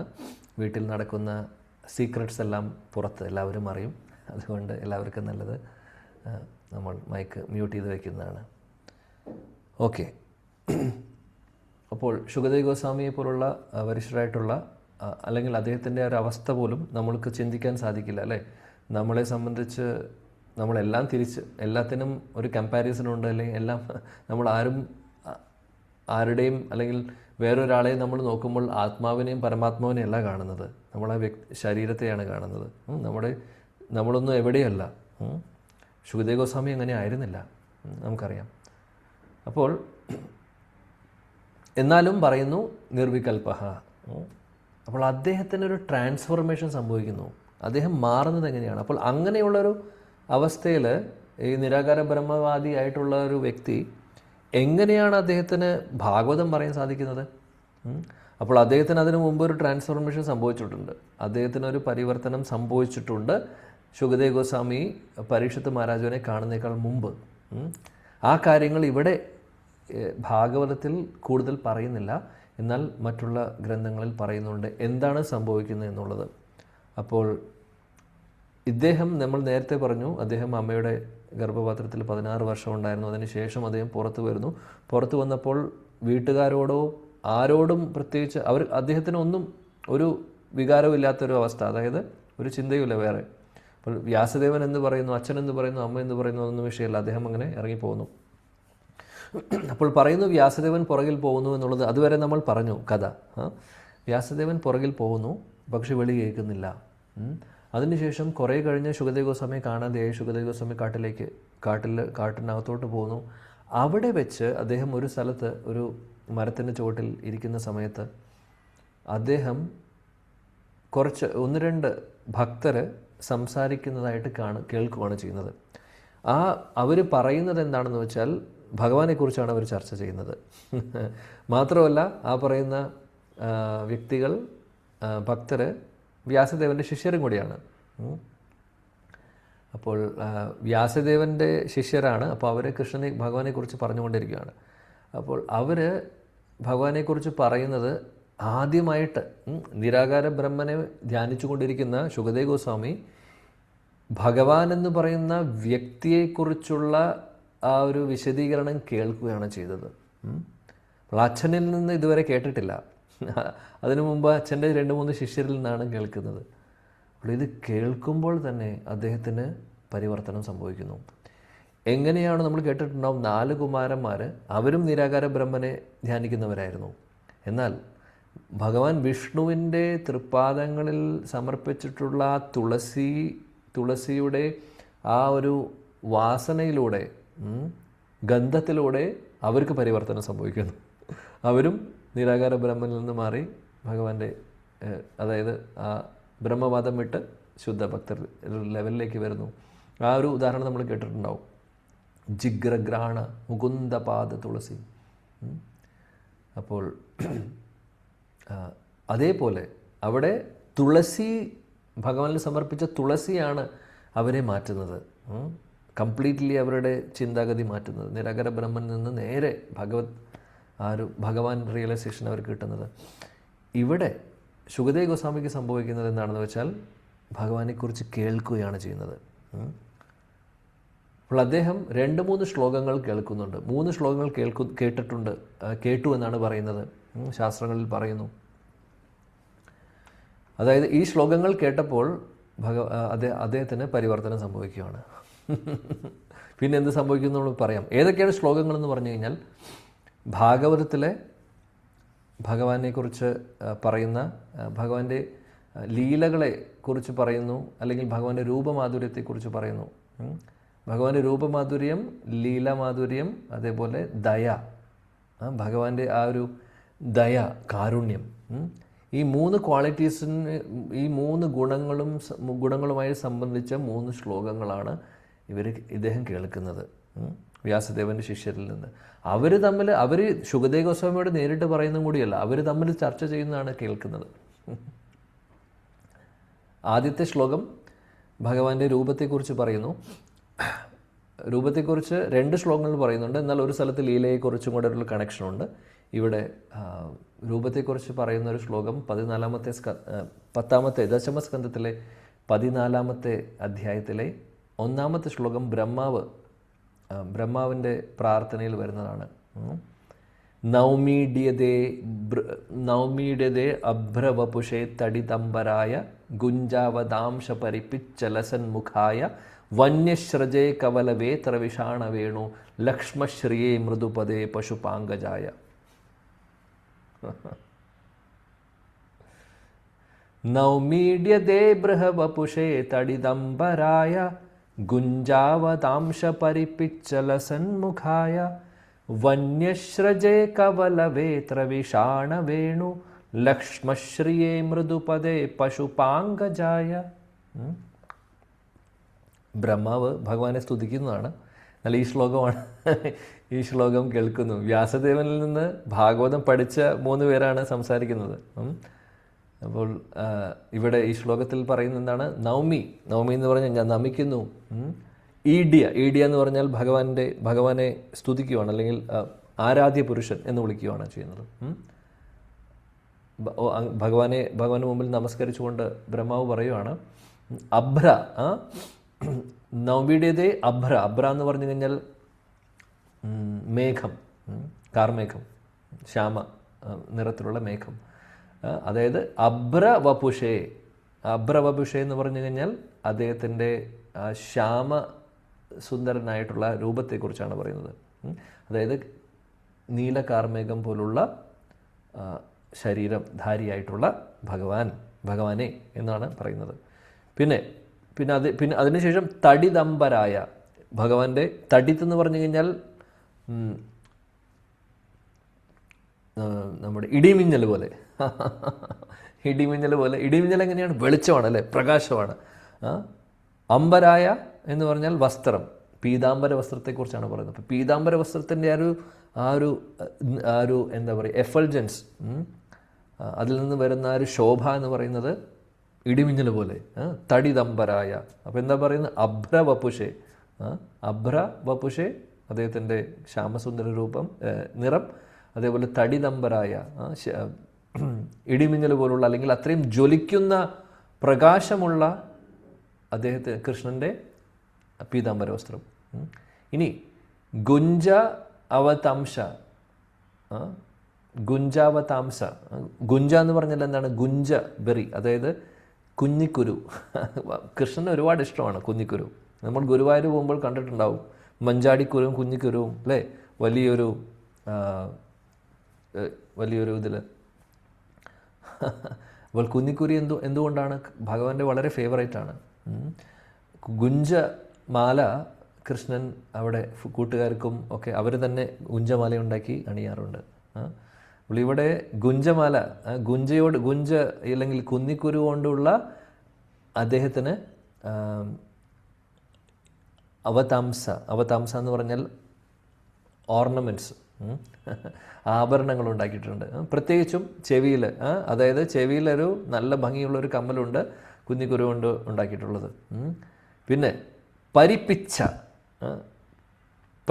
എന്ന് പറഞ്ഞാൽ എന്താണ്? തലയിൽ മയിൽപീലിയുണ്ട്. പിന്നെ ലസത് മുഖായ, ഭഗവാന്റെ മുഖമാണെങ്കിൽ അതായത് ഒരുപാട് തേജസ് അല്ലെങ്കിൽ ജ്വലിക്കുകയാണ് ചെയ്യുന്നത്, അത്രമാത്രം ആകർഷണം തോന്നുന്ന രീതിയിൽ. കഴിഞ്ഞിട്ടില്ല. വന്യശ്രജ എന്ന് പറഞ്ഞു കഴിഞ്ഞാൽ അദ്ദേഹത്തിൻ്റെ കഴുത്തിൽ മനോഹരമായിട്ടുള്ള വനങ്ങളിലെ പുഷ്പങ്ങൾ ഉപയോഗിച്ചിട്ടുള്ള മനോഹരമായിട്ടുള്ള ഹാരമുണ്ട്, ഒരു മാലയുണ്ട്. അതേപോലെ കവല.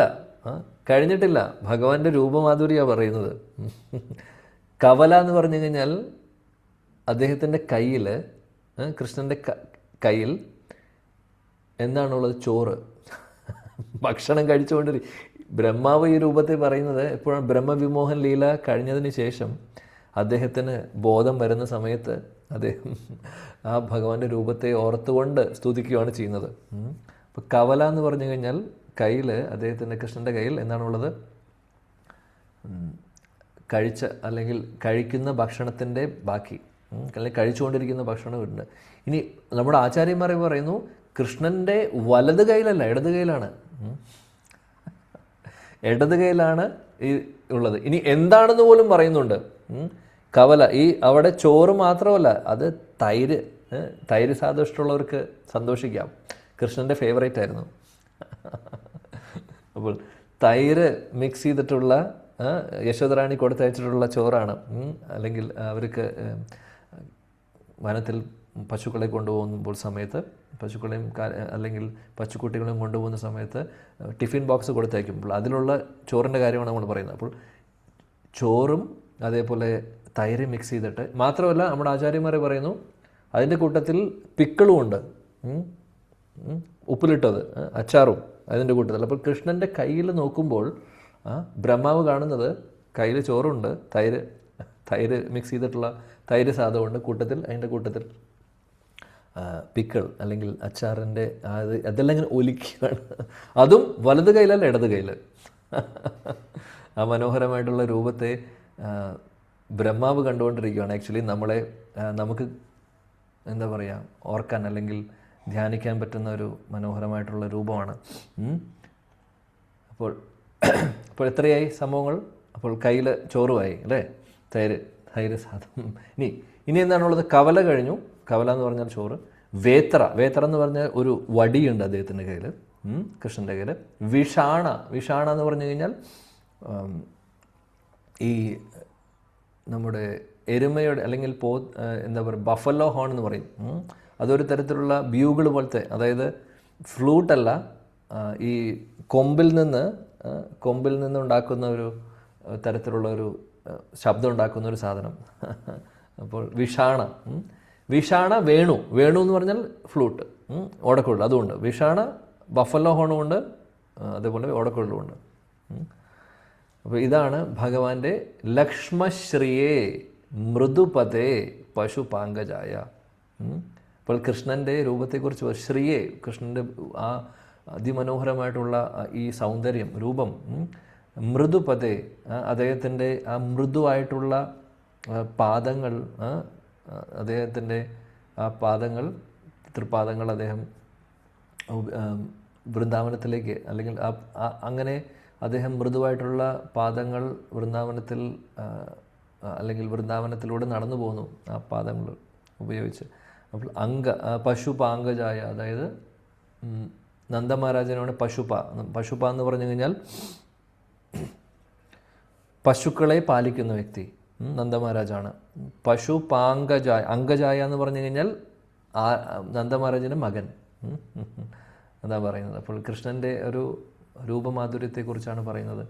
അപ്പോൾ ഇവിടെ കൃഷ്ണൻ ഇങ്ങനെ വൃന്ദാവനത്തിൽ അദ്ദേഹം നിൽക്കുവാണ്. വൃന്ദാവനത്തിൽ അദ്ദേഹം കാട്ടിനകത്ത് ബ്രഹ്മാവ് കാണുന്ന രൂപമാണ്.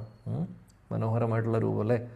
നൗമീഡ്യത്തെ അഭ്ര വപുഷേ തടിദംബരായ ഗുഞ്ചാവതാംസ പരിപിച്ചലസന്മുഖായ വന്യശ്രജേ കവലവേത്രവിഷാണ വേണു ലക്ഷ്മശ്രീയെ മൃദുപദേ പശുപാങ്കജായ.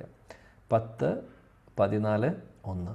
ഇതാണ് കൃഷ്ണൻ്റെ രൂപമാധുര്യത്തെക്കുറിച്ച്. അപ്പോൾ ഈ ശ്ലോകം കേൾക്കുമ്പോൾ ശുകദേവ്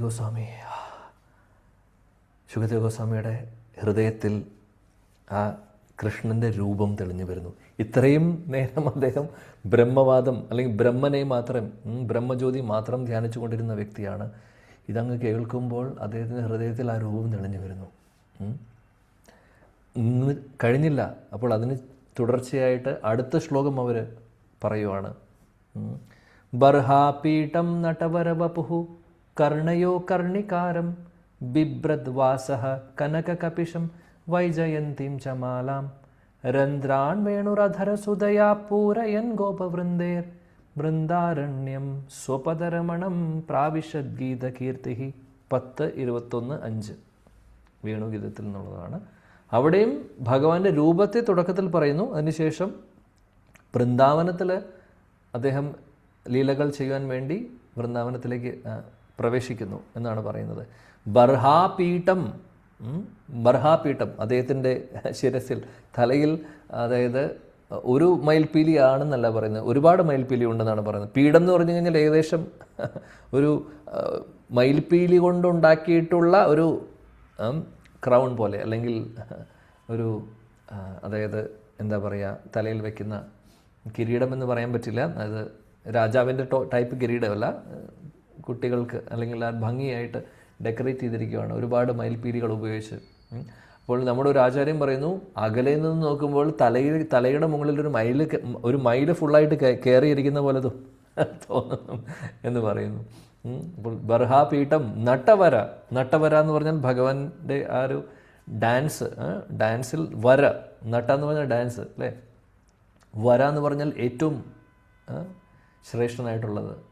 അല്ലെങ്കിൽ ഭഗവാനെ പോലെ ഡാൻസ് കളിക്കാൻ വേറെ ആരുമില്ല, അദ്ദേഹമാണ് അതിൻ്റെ മെയിനാണ്, അല്ലെങ്കിൽ മാസ്റ്റർ. നട്ടവര വപുഹു കർണയോ കർണികാരം, ചെവിയിൽ കമ്മലെക്കുറിച്ചാണ് പറയുന്നത്. ചെവിയിൽ പുഷ്പത്തെക്കുറിച്ചാണ് പറയുന്നത്. കർണികാരം എന്ന് പറഞ്ഞൊരു പുഷ്പമാണ്. അപ്പോൾ ആ പുഷ്പം അദ്ദേഹത്തിൻ്റെ ചെവിയിലുണ്ടെന്ന് പറയുന്നു.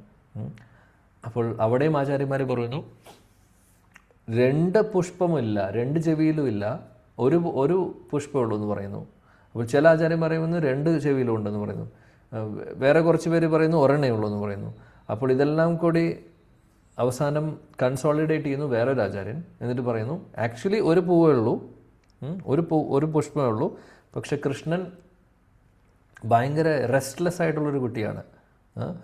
റെസ്റ്റ്ലെസ് ആയിട്ടുള്ള കുട്ടികൾ നമ്മൾ കാണാമല്ലോ, നമ്മുടെ കുട്ടികളും റെസ്റ്റ്ലെസ് ആണ്. അപ്പോൾ കൃഷ്ണൻ എത്ര റെസ്റ്റ്ലെസ് ആണെന്ന് നമുക്കറിയാം, അദ്ദേഹത്തിൻ്റെ ലീലകളിലൂടെ നമുക്കറിയാം. അപ്പോൾ എവിടെയും അടങ്ങിയിരിക്കാത്ത സ്വഭാവം അല്ലേ. അപ്പോൾ ആ ഒരു സ്വഭാവം ഉള്ളതുകൊണ്ട്, അല്ലെങ്കിൽ കുട്ടിക്കാലത്ത് കൃഷ്ണനും അങ്ങനെയായിരുന്നുകൊണ്ട് പറയുന്നു, ഈ ആചാര്യം പറയുന്നത് എന്താണെന്ന് വെച്ചാൽ, ഒരു ചെവിയിലുള്ള പുഷ്പം കുറച്ച് സമയത്ത് ഇവിടെയായിരിക്കും, കുറച്ച് കഴിയുമ്പോൾ അടുത്ത നിമിഷത്തിൽ അതിന് ഇപ്പുറത്തേക്ക് വയ്ക്കും, അത് കഴിഞ്ഞാൽ ഉടനെ തന്നെ അടുത്ത നിമിഷത്തിൽ ഇപ്പുറത്തേക്ക് വയ്ക്കും, അങ്ങനെ മാറ്റിക്കൊണ്ടിരിക്കുകയാണെന്ന്. അപ്പോൾ നോക്കുമ്പോൾ ഒരു പുഷ്പം 2 ചെവിയിലും പുഷ്പമുള്ള പോലെ തോന്നും, എന്നാൽ ഒരെണ്ണേ ഉള്ളൂ എന്നും പറയുന്നു. നട്ടവര വപുഹു കർണയോ കർണികാരം ബിഭ്രദ് വാസഹ കനക കപിശം, അദ്ദേഹത്തിൻ്റെ പീതാംബര വസ്ത്രത്തെക്കുറിച്ച് പറയുന്നു. വൈജയന്തി മാലയുണ്ട്. നേരത്തെ പറഞ്ഞ ശ്ലോകത്തിൽ നമ്മൾ വന്യശ്രജ എന്ന് പറഞ്ഞു, ഇവിടെ വൈജയന്തി മാല എന്ന് പറയുന്നു. രന്ധ്രാൻ വേണൂർ, ഇനി പറയുന്നത് ഭഗവാന്റെ വേണു മാധുര്യത്തെക്കുറിച്ച്. രന്ധ്രാൻ വേണൂർ അധരസുതയ പൂരയൻ ഗോപവൃന്ദർ, അദ്ദേഹം ആ വേണുനാദത്തിലൂടെ അവിടെയുള്ള വൃന്ദാവന ബ്രജവാസികളെ എല്ലാവരെയും അദ്ദേഹം ആകർഷിപ്പിക്കുകയാണ് ചെയ്യുന്നത്. അങ്ങനെ ഈ വേണു വായിച്ചുകൊണ്ട് കൃഷ്ണനും ബലരാമനും അവർ രണ്ടുപേരും വൃന്ദാവനത്തിലേക്ക്, വനത്തിനകത്തേക്ക് പ്രവേശിക്കുന്നു എന്നാണ് ആ ശ്ലോകത്തിൽ പറയുന്നത്. ഈ ശ്ലോകം കൂടെ ശുകദേവ് ഗോസ്വാമി കേൾക്കുന്നു. അപ്പോൾ നേരത്തെ നവമീഡ്യതേ അബ്രവപുഷേ തടിതംബരായ കേട്ടു, ഭഗവാന്റെ രൂപത്തെ അദ്ദേഹം രൂപം കണ്ടു തുടങ്ങി. ഈ ബർഹാപീഠം കൂടെ ആയപ്പോൾ അത് പൂർണ്ണമായി.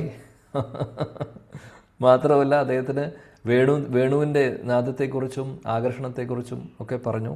അപ്പോൾ അദ്ദേഹത്തിന് അതായത് ലീലകൾ, ഭഗവാന്റെ ലീലകൾ കേൾക്കാനുള്ള ഒരു ഇൻട്രസ്റ്റ് അദ്ദേഹത്തിൻ്റെ ഉള്ളിൽ വന്നു. അപ്പോൾ ഭഗവാന്റെ രൂപത്തെക്കുറിച്ച് വർണ്ണിച്ചപ്പോൾ അദ്ദേഹത്തിൻ്റെ ഹൃദയത്തിൽ രൂപം തെളിഞ്ഞു വരുന്നു. കൂടുതൽ രണ്ടാമത്തെ ശ്ലോകം കൂടെ കേട്ടപ്പോൾ ഒന്നും കൂടെ ആ രൂപം തെളിഞ്ഞു വരുന്നു.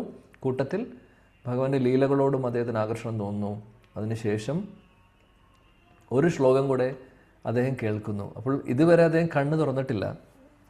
ഉള്ളിൽ ആ ശ്ലോകം കേട്ട് അദ്ദേഹം ആനന്ദം, അദ്ദേഹത്തിൻ്റെ ശരീരത്തിൽ ആ ഒരു വ്യത്യാസങ്ങളൊക്കെ വന്നു, അഷ്ടസാത്വിക വികാരങ്ങളൊക്കെ വന്നുകൊണ്ടിരിക്കുകയാണ് ഇത് കേട്ടപ്പോൾ. ആ സമയത്താണ് വ്യാസദേവൻ്റെ ശിഷ്യർ വേറെ ശ്ലോകം പറയുന്നത്, അഹോ ബകീയം സ്തനകാലകൂട്ടം ജിഗാംസയാപായ അപ്യസാദ്വി ലേബേ ഗതിം ധാത്രി ഉചിതം തതോന്യം കം വാ ദയാലും ശരണം വ്രജേമ. 3-ാമത്തെ സ്കന്ധത്തിലെ 2-ാമത്തെ അധ്യായത്തിലെ 23-ാമത്തെ ശ്ലോകമാണ്. 3:2-23. അഹോ ബക്കീയം സ്തനകാലക്കൂട്ടം. ഇവിടെ പറയുന്നത് ബക്കി എന്ന് പറഞ്ഞു കഴിഞ്ഞാൽ പൂത്തനയെ കുറിച്ചാണ് പറയുന്നത്. ഇത് നമ്മുടെ ഉദ്ധവർ പറയുന്നതാണ് ഈ ഒരു ശ്ലോകം.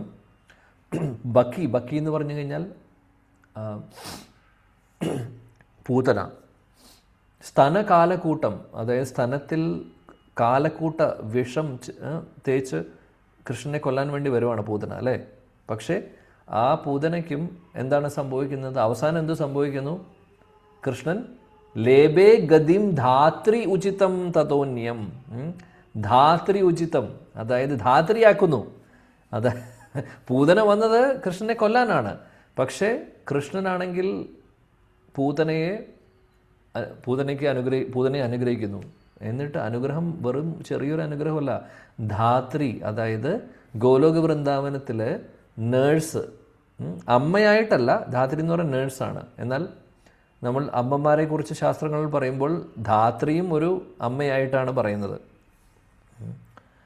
ധാത്രിയുടെ സ്ഥാനമാണ് കൊടുക്കുന്നത്. ലേബേ ഗതിം ധാത്രി ഉചിതം തതോന്യം കംവാദയാലും ശരണം വ്രജേമേ. കംവാദയാലും എന്ന് പറഞ്ഞു കഴിഞ്ഞാൽ ഇതേപോലെ ദയാലുവായിട്ടുള്ള ആരാണുള്ളത്? ആ കൃഷ്ണനെ, ഇത്രയും ദയാലുവായിട്ടുള്ള ആ കൃഷ്ണനെ ഞാൻ ശരണം പ്രാപിക്കുന്നു. ശരണം വ്രജേമ. ഇതാണ് ശ്ലോകം. ഈ ഒരു ശ്ലോകം കൂടെ ശുകദേവ ഗോസ്വാമി കേട്ടപ്പോൾ അദ്ദേഹം കണ്ണു തുറന്നു. ഉടനെ തന്നെ അവിടെ പോയി, ആരെക്കുറിച്ചാണ് നിങ്ങൾ പറയുന്നത്? കൃഷ്ണൻ്റെ ദയയെക്കുറിച്ചും കേട്ടു. പൂതനയെ പോലെ ഒരു ഒരു രാക്ഷസി വന്ന് കൊല്ലാൻ വേണ്ടി വന്നു, എന്നിട്ട് അവർക്ക് പോലും ധാത്രിയുടെ പൊസിഷൻ കൊടുത്തു. ഇതും കൂടെ കേട്ടപ്പോൾ ശുകദേവ ഗോസ്വാമിക്ക് പൂർണ്ണമായിട്ടും ആകർഷണം തോന്നി. ഓടി അവരുടെ അടുത്ത് പോയി ചോദിച്ചു, നിങ്ങൾ ആരെക്കുറിച്ചാണ് പറയുന്നത്? അപ്പോൾ അവർ പറഞ്ഞു, പരമദിവോത്തമ പുരുഷൻ കൃഷ്ണനെ കുറിച്ചാണ് പറയുന്നത്. അപ്പോൾ അവരോട് ചോദിച്ചു, നിങ്ങളിത് എവിടുന്ന് കേട്ടു? എങ്ങനെയാണ് നിങ്ങൾക്കിത് മനസ്സിലായത്, പഠിച്ചത്? പറഞ്ഞു, അങ്ങയുടെ അച്ഛൻ തന്നെയാണ് ഇതെല്ലാം പഠിപ്പിച്ചത്. ശുകദേവ ഗോസ്വാമി അവിടെ നിന്ന് നേരെ തിരിച്ച് വീട്ടിലേക്ക് പോകുന്നു. തിരിച്ച് വീട്ടിൽ പോയി അച്ഛൻ്റെ കാൽക്കൽ വീണുകൊണ്ട് വ്യാസദേവൻ്റെ മുമ്പിൽ നമസ്കരിച്ചുകൊണ്ട് അദ്ദേഹം പറയുന്നു, എനിക്ക് കേൾക്കണം, കൂടുതൽ കേൾക്കണം, അങ്ങയിൽ നിന്ന് കേൾക്കണം, അതുകൊണ്ട് പറഞ്ഞു തരൂ. വ്യാസദേവൻ മകനെ ആലിംഗനം ചെയ്തു, അവിടെ ഇരുത്തി ശ്രീമദ് ഭാഗവതം പറഞ്ഞു കൊടുക്കുന്നു. അതിനുശേഷമാണ് ശുകദേവ സ്വാമി പരീക്ഷിത് മഹാരാജാവിനെ കാണുന്നത് ഹസ്തിനാപുരത്തിൽ വെച്ച്. പൂർണ്ണമായിട്ടും അദ്ദേഹം ട്രാൻസ്ഫോം ആയിരുന്നു. ഇല്ലെങ്കിൽ ആ ഒരു സഭയിൽ നമ്മൾ പറഞ്ഞു, നാരദമുനിയുണ്ട്, ഈവൻ വ്യാസദേവനുണ്ട്. വ്യാസദേവനോടെ അവിടെ ഇരിക്കുന്നുണ്ട്. അതേപോലെ പരാശര മുനിയുണ്ട്, വശിഷ്ഠമുനി, വിശ്വാമിത്രമുനി, പരശുരാമൻ. ഇല്ലാത്തവരില്ല, എല്ലാവരും ഉണ്ട് അവിടെ. അവരെല്ലാവരും അവിടെ ഇരുന്ന് ശ്രീമദ് ഭാഗവതം ശുകദേവ ഗോസ്വാമിയിൽ നിന്ന് കേൾക്കുകയാണ് ചെയ്യുന്നത്. ഹരിബോൽ. അപ്പോൾ എന്തുകൊണ്ട് അദ്ദേഹം ബ്രഹ്മവാദിയായിരുന്നു? എന്തുകൊണ്ട് അദ്ദേഹത്തിന് ട്രാൻസ്ഫോം, അല്ലെങ്കിൽ ഇതെല്ലാം എന്താണ് ഇതിൻ്റെ പുറകിലുള്ള കഥ, ലീലയിൽ നിന്ന് പഠിക്കേണ്ട കാര്യം എന്താണ്? അപ്പോൾ ശുകദേവ ഗോസ്വാമി അല്ലെങ്കിൽ 4 കുമാരന്മാരുടെ കാര്യം നോക്കിക്കഴിഞ്ഞാലും അവരെങ്ങനെയായിരുന്നു, അല്ലെങ്കിൽ അവർ അങ്ങനെ അത്രയും, അതായത് നിരാകാര ബ്രഹ്മനിൽ പൂർണ്ണമായിട്ടും ഉൾക്കൊണ്ടിരിക്കുന്ന വ്യക്തികൾക്ക് പോലും ഭഗവാന്റെ രൂപത്തെക്കുറിച്ചും ലീലകളെക്കുറിച്ചും കേൾക്കുമ്പോൾ അവർക്ക് പോലും ആകർഷണം തോന്നുന്നു. നമ്മളെ സംബന്ധിച്ച് നമുക്ക് ആകർഷണം തോന്നുന്നു. അവരെ സംബന്ധിച്ചെന്ന് പറഞ്ഞാൽ അവർ ഏകാന്തമതിയാണ്. അവർ ആ ഒരു ചിന്താഗതിയിൽ നിന്ന് അവർ പുറത്തു വരാമെന്ന് പറഞ്ഞാൽ എളുപ്പമല്ല. കാര്യം അവർ ഓൾറെഡി അതീന്ദ്രിയ അവസ്ഥയിലാണ്. ഓൾറെഡി അവർ ബ്രഹ്മാനന്ദം അനുഭവിച്ചുകൊണ്ടിരിക്കുകയാണ്. അവർക്ക് ആനന്ദമുണ്ട്, ബ്രഹ്മാനന്ദമുണ്ട്. എന്നാൽ അതിനപ്പുറത്തൊരു സംഭവം കൂടെ ഉണ്ടെന്ന് അവരറിയുമ്പോൾ, അതിൽ നിന്ന് പുറത്ത് വരിക എന്ന് പറയുമ്പോൾ അത് വലിയൊരു സംഭവമാണ്. അപ്പോൾ നമ്മളെ കാണിക്കുകയാണ് എല്ലാവർക്കും, ഏത് ലെവലിലുള്ള ആൾക്കാർക്ക്, മുക്താത്മാക്കൾ, ഇവരൊക്കെ മുക്താത്മാക്കളാണ്. മുക്താത്മാക്കൾക്ക് പോലും ആകർഷണം തോന്നും കൃഷ്ണനെക്കുറിച്ച് കേൾക്കുമ്പോൾ. ആത്മാരാമശ്ച മുനയോ നിർഗ്രന്ഥേ അപ്പി ഉരുക്രമേ. ആ ശ്ലോകത്തിലും പറയുന്നതാണ്. അത് മുക്താത്മാക്കൾക്ക് പോലും ആകർഷണം തോന്നുന്നു കൃഷ്ണകഥ കേൾക്കുമ്പോൾ അവർക്കും അട്രാക്ഷൻ തോന്നുന്നു. അതാണ് നമ്മുടെ ശ്യാമസുന്ദർ.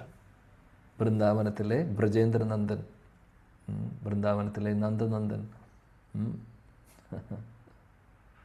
ഹരേ കൃഷ്ണ. ഓക്കെ, സോ ഞാൻ ഇവിടെ അവസാനിപ്പിക്കുന്നു. ഇനി നാളെ നമുക്ക് പരീക്ഷിത്ത് മഹാരാജാവിനെ കുറിച്ചുള്ള ചോദ്യങ്ങൾ പഠിക്കാം.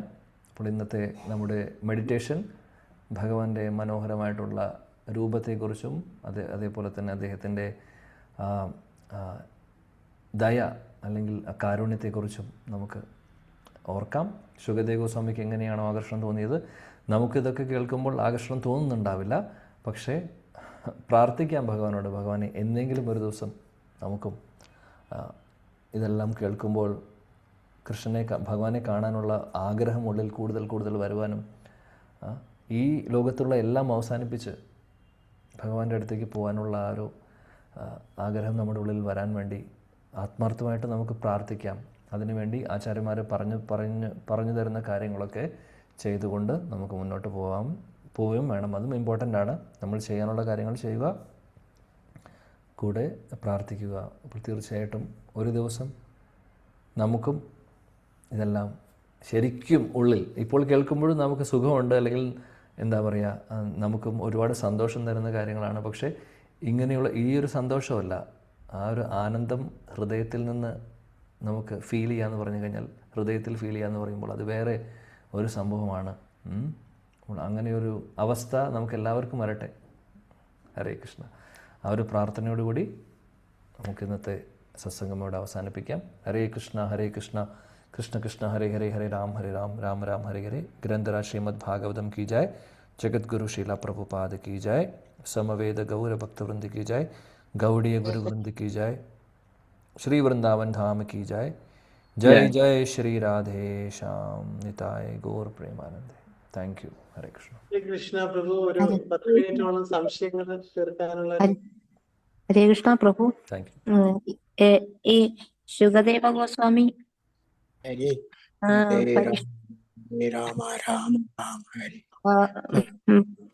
ശുകദേവ ഗോസ്വാമി പരീക്ഷിത്ത് മഹാരാജാവിന് ഈ ഭാഗവതം പറഞ്ഞു കൊടുക്കുന്നത് അത് ഇപ്പം പ്രഭു പറഞ്ഞല്ലേ, അത് പിന്നെ ഈ വ്യാസദേവന്റെ മുമ്പ് എന്തോന്ന് അത് പറഞ്ഞല്ലേ പ്രഭു, അതൊന്നും ഒരു ശകലം കൂടെ പറയാൻ പറ്റുമോ? ചോദ്യം മനസ്സിലായില്ലേ എനിക്ക്? ഒന്നും കൂടെ പറഞ്ഞാൽ, വ്യക്തമാക്കിയാൽ നല്ലതായിരുന്നു. എപ്പോഴാണ് ശുകദേവ ഗോസ്വാമി പരീക്ഷിത്ത് മഹാരാജാവിന് ഭാഗവതം പറഞ്ഞു കൊടുക്കുന്നതെന്നുള്ള ആ ഒരു ഇത് എപ്പോഴാണ് പറഞ്ഞു കൊടുക്കുന്നത് എന്നുള്ളത് അതാണല്ലോ പറയുന്നത് ഇപ്പോൾ. അപ്പോൾ ഇതെല്ലാം കഴിഞ്ഞ് അദ്ദേഹം പിന്നീട് ഹസ്തിനാപുരത്തിൽ പോയി അവിടെ വെച്ച് പരീക്ഷിത്ത് മഹാരാജാവിനെ കാണുന്നു. അപ്പോൾ അവിടെ വെച്ച് ഭാഗവതം പറയുന്നു. അതാണ് സംഭവിക്കുന്നത്. നമ്മൾ ഇന്ന് ചർച്ച ചെയ്തത് ശുകദേവ ഗോസ്വാമിക്ക് എങ്ങനെ ആ ഒരു പരിവർത്തനം സംഭവിച്ചു എന്നുള്ളതാണ്. അപ്പം നാളെ നമ്മൾ പരീക്ഷിത്ത് മഹാരാജാവിനെ കണ്ടുമുട്ടിയ കാര്യത്തെക്കുറിച്ചും, അല്ലെങ്കിൽ എവിടെ വെച്ചാണ് ഈ ഭാഗവതം പറയുന്നതെന്നുള്ളതൊക്കെ ഇനി വരുന്ന ക്ലാസ്സുകളിലൂടെ നമ്മൾ ചർച്ച ചെയ്യും. ഇന്ന് നമ്മൾ അതിനെക്കുറിച്ചൊന്നും കൂടുതൽ പറഞ്ഞില്ല, ജസ്റ്റ് അതിനുള്ള തുടക്കം മാത്രമേ ആയിട്ടുള്ളൂ. ഓക്കെ, ഇപ്പോൾ വരുന്ന ക്ലാസ്സുകളിൽ കൂടുതൽ വിശദീകരണങ്ങളുണ്ടാവും. Thank you. ഒരു മിനിറ്റ് വിജി മാതാജി, ഒരു മിനിറ്റ്. ഗീതാബായി മാതാജി പറയൂ. കൃഷ്ണ പ്രണാമം പ്രഭുജി. പ്രഭുജി ഭഗവാന്റെ അതിമനോഹരമായിട്ടുള്ള രൂപം വാക്കുകൾ കൊണ്ട് വർണ്ണിച്ചു തന്നതിന് ആദ്യം നന്ദി. പിന്നെ പരീക്ഷിത്ത് മഹാരാജാവ് ബ്രഹ്മത്തില് ബ്രഹ്മാവസ്ഥയിലുണ്ടായിരുന്നു. പിന്നീട് ഭഗവാന്റെ പരീക്ഷിത്ത് സുഖദേവ ഗോസ്വാമി, ഹരേ കൃഷ്ണ, സുഖദേവ ഗോസ്വാമി ആ അവസ്ഥയിൽ നിന്ന് ഭഗവാന്റെ ആ വർണ്ണനയിലൂടെ ആകർഷിക്കപ്പെട്ട് ഭഗവാന്റെ ഭക്തനായി. ഓൾറെഡി ആത്മാവിനെ അറിഞ്ഞ ആയിരുന്നു. അപ്പൊ ഈ കലിയുഗത്തിലെ വിഡ്ഢികളായിട്ടുള്ള മനുഷ്യർക്ക് ഭാഗവതം പഠിക്കുമ്പോൾ നേരത്തെ നമ്മളിത് അധ്യാത്മദീപം ആണ് ഈ ഭാഗവതം. ആത്മാവിനെ നമുക്ക് കാണിച്ചു തരുന്ന ഒരു പ്രകാശം ആണെന്ന് പ്രഭുജി നമുക്ക് പറഞ്ഞു തന്നിരുന്നു. അപ്പൊ അത് നമുക്ക് ഈ കാലത്ത് എങ്ങനെ നമുക്കത് ആരെ നമ്മൾ ഫോളോ ചെയ്യും, ആരത് കാട്ടിത്തരും നമുക്ക്? ഭഗവാന് ഭക്തിയിലൂടെ നമുക്കത് സാധിക്കുവോ? മാതാജി ഇപ്പോൾ ചെയ്തുകൊണ്ടിരിക്കുന്ന കാര്യം തന്നെ നന്നായി ചെയ്യുക. ഭാഗവതം പഠിക്കുന്നുണ്ട്, മുടങ്ങാതെ ഭാഗവതം കേൾക്കുന്നുണ്ട്, വായിക്കുന്നുണ്ട്, പഠിക്കാൻ ശ്രമിക്കുന്നുണ്ട്, നാമം ജപിക്കുന്നുണ്ടാവും, അതേപോലെ സത്സംഗങ്ങളിൽ കൂടുന്നുണ്ട്. മതി, ഇത്രയും മതി. അത് നല്ല രീതിയിൽ നമ്മൾ ചെയ്തു കഴിഞ്ഞാൽ ഇതെല്ലാം നമ്മുടെ ഉള്ളിലും വരും മാതാജി. അപ്പോൾ അതൊരു സമയമാണ്. നമ്മൾ എങ്ങനെ പഠിക്കുന്നു പറഞ്ഞാൽ ഇതിന് ഫോർമുല, ഇതിന് എവിടെയെങ്കിലും മെഡിക്കൽ ഷോപ്പിൽ പോയി കിട്ടുന്ന മരുന്നല്ല. നമ്മൾ സാധു ജനങ്ങൾ, പരിശുദ്ധരായിട്ടുള്ള ഭക്തർ പറയുന്നത്, ആചാര്യന്മാർ പറയുന്നത് കേട്ട് കേട്ട് കേട്ട് ആ കാര്യങ്ങളൊക്കെ നമ്മുടെ ഹൃദയത്തിനകത്തേക്ക് പ്രവേശിക്കുമ്പോഴാണ് നമുക്ക് പരിവർത്തനം സംഭവിക്കുന്നത്. അതുകൊണ്ട് വളരെ ഇമ്പോർട്ടൻ്റ് ആണ് നമ്മുടെ ഈ ഒരു പഠനം. വെറുതെ ശ്ലോകം വായിച്ച് നമ്മൾ പോവുകയല്ല ചെയ്യുന്നത്. ഭാഗവതം നമുക്ക് വായിച്ച് ബുദ്ധിമുട്ടില്ല. 18,000 ശ്ലോകങ്ങൾ സമയമെടുത്താൽ വേണമെങ്കിൽ തീർക്കാവുന്നേ ഉള്ളൂ. മേ ബി നമുക്ക് ഡെയിലി ഒരു ചാപ്റ്ററോ 2 ചാപ്റ്ററോ വെച്ച് വായിച്ച് പോവുകയാണെങ്കിൽ ശ്ലോകം മാത്രം. നമ്മുടെ ഉദ്ദേശം അതല്ല. അതിൽ പറയുന്നത് എന്താണോ കാര്യം, നമ്മുടെ ഉദ്ദേശം നമ്മുടെ ഒരു പരിവർത്തനം കൂടെ ആവശ്യമാണ് അല്ലേ? അപ്പോൾ തീർച്ചയായിട്ടും ആചാര്യന്മാരുടെ സഹായം നമുക്ക് ആവശ്യമാണ്. പ്രഭുപാദിൻ്റെ എക്സ്പ്ലനേഷനുണ്ട്, അതേപോലെ തന്നെ മറ്റുള്ള ആചാര്യന്മാരുടെ വിശദീകരണങ്ങളുണ്ട്. അതിലൂടെയാണ് നമ്മൾ ഭഗവാനെ കാണുന്നത്. നമുക്കല്ലെങ്കിൽ ഭാഗവതം കേൾക്കാനും മനസ്സിലാവാനുള്ളൊരു ഒന്നുമില്ല, നമുക്ക് അതിനുള്ള ഒരു കഴിവുമില്ല. ആചാര്യന്മാരുടെ കണ്ണിലൂടെയാണ് അവർ കാണുന്നത്, അവരെഴുതുന്നു. അവരെഴുതിയ കാര്യങ്ങൾ നമ്മൾ പഠിക്കുമ്പോൾ നമ്മുടെ ഉള്ളിൽ അതിൻ്റെ ചെറിയൊരു ഭാഗം, അത് മുഴുവനും മനസ്സിലാക്കാൻ അപ്പോഴും നമുക്ക് സാധിക്കില്ല. എന്നാലും കുറച്ചെങ്കിലും നേരത്തെ പറഞ്ഞ പോലെ ആധ്യാത്മദീപം ആയി മാറുന്നു. അത് ഇല്ലെങ്കിൽ അത് തെളിയില്ല. നമ്മുടെ ഹൃദയത്തിൽ ഇതൊന്നും തെളിയാൻ പോകുന്നില്ല. അപ്പോൾ വളരെ ഇമ്പോർട്ടൻ്റ് ആണ്. അതുകൊണ്ട് നമ്മൾ പഠിക്കുക, അല്ലെങ്കിൽ ഭാഗവതം കേൾക്കുക, അല്ലെങ്കിൽ ആചാര്യന്മാരുടെ, അതായത് ശുദ്ധമായിട്ടുള്ള ഭാഗവതം, ഇതിൽ കലർപ്പില്ലാത്ത, പ്രഭുപാദും നമ്മുടെ ഗൗഡി ആചാര്യന്മാരും പറയുന്ന ആ ഭാഗവതം നമ്മൾ കേൾക്കുക. കാര്യം അതിൽ വേറെ ഒന്നുമില്ല. നമ്മളെല്ലാവരെയും പരിശുദ്ധ ഭക്തരാക്കാൻ വേണ്ടിയിട്ടുള്ള കാര്യങ്ങൾ മാത്രമാണ് പറയുന്നത് അല്ലേ? നമ്മൾ ഏതെങ്കിലും ഒരു എക്സ്പ്ലനേഷൻ ഉണ്ടോ നമ്മളെ വേറെ ഏതെങ്കിലും വഴിക്ക് മാറ്റുന്നത് ഇല്ല. ഒറ്റൊരു പോയിന്റിലേക്കാണ് നമ്മളെ കൊണ്ടുപോകുന്നത്. ഭഗവത്ഗീത വായിച്ചാലും നമുക്ക് മനസ്സിലാവും. അപ്പോൾ അങ്ങനെയുള്ള കാര്യങ്ങളാണ് നമ്മൾ, അങ്ങനെയുള്ള ആചാര്യന്മാരൊന്നും പഠിക്കണം. അപ്പോൾ നമ്മൾ ചെയ്തുകൊണ്ടിരിക്കുന്ന കാര്യം നന്നായി ചെയ്താൽ ഒരു ദിവസം നമുക്കതിന് സാധിക്കും. കലിയുഗത്തിലെ ആളുകളുടെ അവസ്ഥയും നമ്മുടെ അവസ്ഥയൊന്നും നമ്മൾ ആലോചിക്കേണ്ട. നമ്മൾ ചെയ്യാനുള്ളത് ആദ്യം ചെയ്യുക, ആദ്യം നമ്മുടെ കാര്യം നോക്കുക. അതായത് ഇവിടെ സ്വാർത്ഥതയല്ല. ഒരു ഫ്ലൈറ്റിൽ പോകുമ്പോൾ അവർ ആദ്യം പറയും, എന്തെങ്കിലും എമർജൻസി സംഭവിക്കുമ്പോൾ ആദ്യം, ഇപ്പോൾ ഓക്സിജൻ ലെവൽ കുറഞ്ഞു കഴിഞ്ഞാൽ ആദ്യം നിങ്ങൾ ഓക്സിജൻ മാസ്ക് വെക്കുക, അതിനുശേഷം മറ്റുള്ളവരെ ഹെൽപ്പ് ചെയ്യുക എന്ന് പറയും. അതിൻ്റെ അർത്ഥം നമ്മൾ ആദ്യം ഓക്സിജൻ മാസ്ക് വെക്കുന്നത് അവിടെ സ്വാർത്ഥത കൊണ്ടല്ല. കാര്യം നമ്മൾ വെക്കുകയാണെങ്കിൽ ഒരുപാട് ആളുകളെ നമുക്ക് രക്ഷിക്കാൻ സാധിക്കും. ഇപ്പോൾ നമ്മൾ തന്നെ ശ്വാസം മുട്ടി പോവുകയാണെങ്കിൽ ചിലപ്പോൾ 1-2 ആളെ ഒരുപക്ഷെ നമ്മൾ രക്ഷിക്കും. പക്ഷെ അതിന് കൂടുതൽ സാധിക്കില്ല. നേരെ മറിച്ച് ആ മാസ്ക് എടുത്ത് വെച്ച് കഴിഞ്ഞാൽ നമുക്ക് ഒരുപക്ഷെ 2-ന് പകരം 10-15 ആളെ രക്ഷിക്കാം. അപ്പം അതേപോലെ ജന്മസാർത്ഥകരെ കരോ പരോപകാരം. നമ്മൾ ആദ്യം നമ്മുടെ ജന്മം അല്ലെങ്കിൽ സാർത്ഥീകരിക്കുക എന്ന് പറഞ്ഞാൽ നമ്മുടെ ജന്മം സഫലമാക്കുക. അതായത് അതിനുവേണ്ടി നമ്മൾ ചെയ്യേണ്ടത് ഭക്തി സേവനങ്ങൾ ചെയ്യുക. എന്താണോ ആചാര്യന്മാരെ പറയുന്നത് അത് ചെയ്യുക. നാമം, ഭാഗവതം, അതിലൂടെ നമ്മൾക്ക് ചെറിയ വ്യത്യാസങ്ങൾ വരും. ആ വ്യത്യാസം വന്നു തുടങ്ങുമ്പോൾ തന്നെ നമ്മൾ മറ്റുള്ളവർക്ക് പറഞ്ഞു കൊടുക്കണം. ഇനി നമ്മൾ ശുദ്ധരായിട്ടേ ഞാൻ പറയുള്ളൂ എന്ന് പറഞ്ഞാൽ ഈ ജന്മത്തിൽ നടക്കില്ല. ചിലപ്പോൾ നമുക്ക് ചേഞ്ചസ് വന്നു തുടങ്ങി, അല്ലെങ്കിൽ നമുക്കിതിൽ വിശ്വാസം വന്നു തുടങ്ങിയെങ്കിൽ അപ്പോൾ മുതലേ നമ്മൾ മറ്റുള്ളവരെ പ്രോത്സാഹിപ്പിക്കണം ഈ ഒരു മാർഗത്തിൽ. അങ്ങനെ പതുക്കെ പതുക്കെ പറ്റുന്ന പോലെ. അതും നേരത്തെ നമ്മളിതിനു മുമ്പ് മാതാജി ചോദിച്ചിരുന്നു, എങ്ങനെയാണോ ചില ആളുകളുടെ ചിന്താഗതി മാറ്റും. അതായത് റിസപ്റ്റീവായിട്ടുള്ള ആളുകൾക്ക് പറഞ്ഞു കൊടുക്കുക. അല്ലാത്ത ആളുകളെ നമുക്ക് പറഞ്ഞു നോക്കാം, ശരിയാവുന്നില്ലെങ്കിൽ ഹരേ കൃഷ്ണ പ്രാർത്ഥിക്കുക അവർക്ക് വേണ്ടി. ലോകം മുഴുവനും നന്നാക്കാൻ നമുക്ക് സാധിക്കില്ല. കാര്യം ആ ഒരു ശ്രമത്തിൽ നമ്മുടെ കോൺഷ്യസ്നസ് നഷ്ടപ്പെടും. അതുകൊണ്ടാണ് പറയുന്നത്,